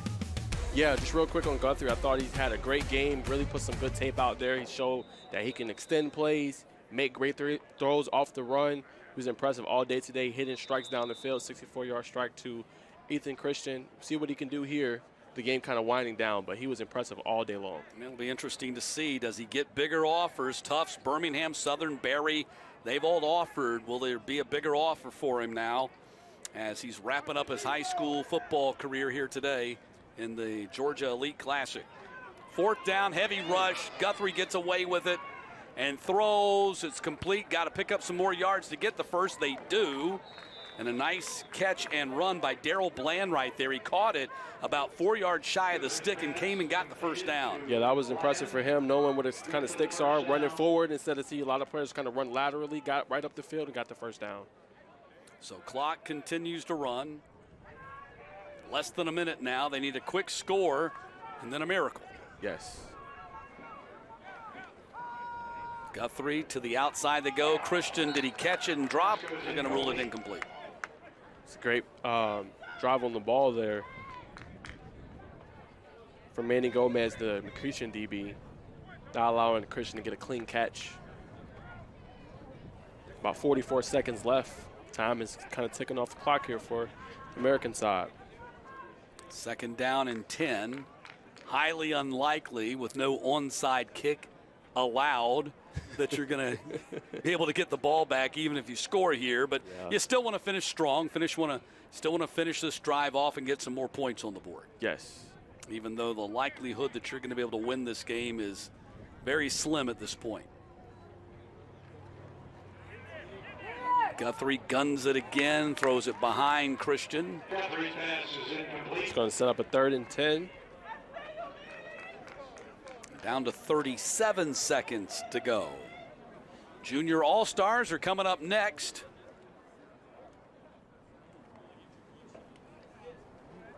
Who are you looking forward to seeing in that one, Matt? Oh, wow, I'd have to pull out my spot board to remind myself. I've called so many different players, but certainly Reese Fountain, the quarterback for Rome, Cam Robinson, the running back we saw who was so instrumental in Mill Creek's run to the state championship. A lot of great players in that junior game. Ball batted down at the line of scrimmage. Well, were you able to call that game when they played Carrollton? Yes, Carrollton? I did. Yep. How impressed were you with just, I think it was like 5 touchdowns. 5 and 55, yep. 5 touchdowns and 50. It was insane. Right. How was that for you calling it? I mean, it's kind of surreal. You're just kind of like, are you kidding me? Was someone going to play some defense here? And Justin Content, who had one of those touchdowns, the 80-yard touchdown pass catch for Mill Creek in that 5 for 55, is going to be playing in the junior game. Wow. Well, that's going to be really good to see what he's able to do. But no, that game was incredible. I heard Lewis, the freshman phenom, threw for 531 yards. Yep. It's a great game. In a losing effort. Right. And his team lost by 35 points. You definitely don't see that every day. No. Encroachment on the defense. 5-yard penalty, remains 4th down. I think you saw some great storylines this year. I mean, you've seen kind of the Gainesville program under first-year head coach Josh Niblett. They get all the state final. Carrollton moves up to 7A. They make it all the way to the state final. Trading blows back and forth with Mill Creek, who just looked dominant. Ever since their Buford loss, they just looked dominant. Defensively, they were kind of firing on all cylinders, and they held tough in the first half, but they kind of just pulled away there in the second. But those two stories I thought were great this season. Yeah, and Josh Lovelady told us, that loss to Buford, you never like to lose, but that was a good thing for his team. Yep. Helped them reset and refocus, and you were exactly right. They were a different team after that Buford loss on October 14th. Didn't lose again. It was the only loss of the year. Guthrie does run for the first down to keep the game going. Guthrie carries for a first down. In the Alpharetta story, talking about Ben Guthrie, the Alpharetta story, them getting back, this is the best season they've had since the days of Josh Dobbs. That's a great point. I think Jason Kirvin, he's doing a great job there as the head coach. I talked to him a couple times this season, and he really, I think, has a good pulse on that program. I think he can really optimize kind of their potential. And they got a lot of good young players coming back. Obviously, you're going to lose your quarterback, Guthrie. You're going to need some young guys to kind of step up. But I think he got something, brewing over there. Yep, the Alpharetta story was certainly a good one this year. A team that rebounded and made the playoffs, was a factor in the region. Those were all great things. All those storylines were really good storylines this year. For sure. Another one I wanted to run by you, too. What did you think about the big upset that happened this year? 7A kind of power. Well, they moved up to 7A. They were 6A powerhouse, three straight state titles in Buford. Yeah. Upsetted by Walton. Yeah. What did you think about that game? It'll be interesting to see, but my guess it's kind of going to be like I just said with Josh Lovelady. Yeah. I think with Brian Appling, knowing how great a coach he is, that's going to be a reset for that program, because they had been on such a roll, almost to the point that people like us, certainly me, we're beginning to think they're unbeatable, that no one can beat them. And Walton did a great job. Daniel Bruner's team stepped up there. Jeremy Heklinski, who has since committed to Wake Forest in the offseason, led them to the victory. I think that's going to be a big reset for that Buford program. It's going to galvanize the program. They're going to come back harder than ever in the offseason. I agree. They got a super junior class. Edric Houston, guys like that. Joseph KJ Bolden. Edwards. Yeah, KJ Bolden.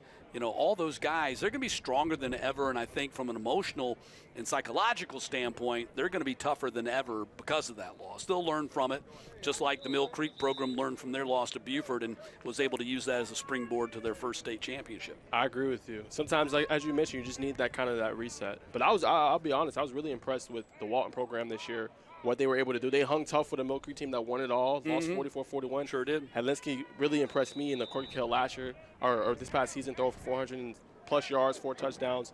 And he kind of was a guy under the radar and just kind of picked up steam, played in the Georgia Elite Classic last year. And now we see a guy that now is a 3-star, major time player. Maybe the last play of the game right here. Guthrie fires for a touchdown. A 4-touchdown day for Ben Guthrie in the Georgia Elite Classic. Great way for that young man to cap a phenomenal senior season. You talk about elevating your stock, and you talk about putting out some good tape. Ben Guthrie has done that today. His 4th touchdown, second to Ethan Christian. He has done the same thing here today. I think he has over 150+ yards receiving. I mean, just great there. They're obviously not going to get the win, but Guthrie put out some good tape today, really showed that he can be elusive in the pocket, extend plays, look downfield, and hit strikes down the field all game long. So really impressed. What a phenomenal performance by our player of the game, Ben Guthrie. Going to cap it with a touchdown here at the end.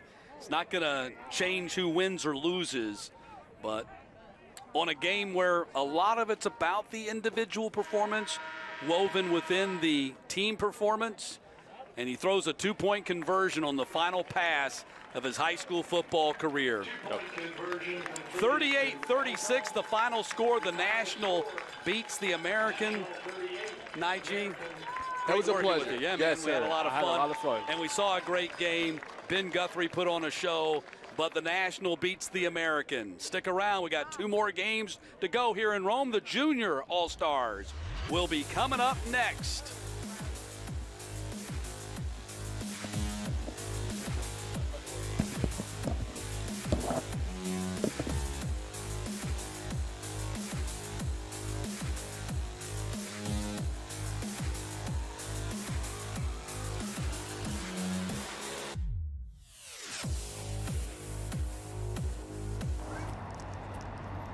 Dang, where you get this car? You need to join the union. The union? Absolutely. You can get 10 of these. Union construction workers earn the highest wages with the best benefits and the most protection in the construction industry. Find your career in construction. Go to GeorgiaConstructionCareers.com and start your future today.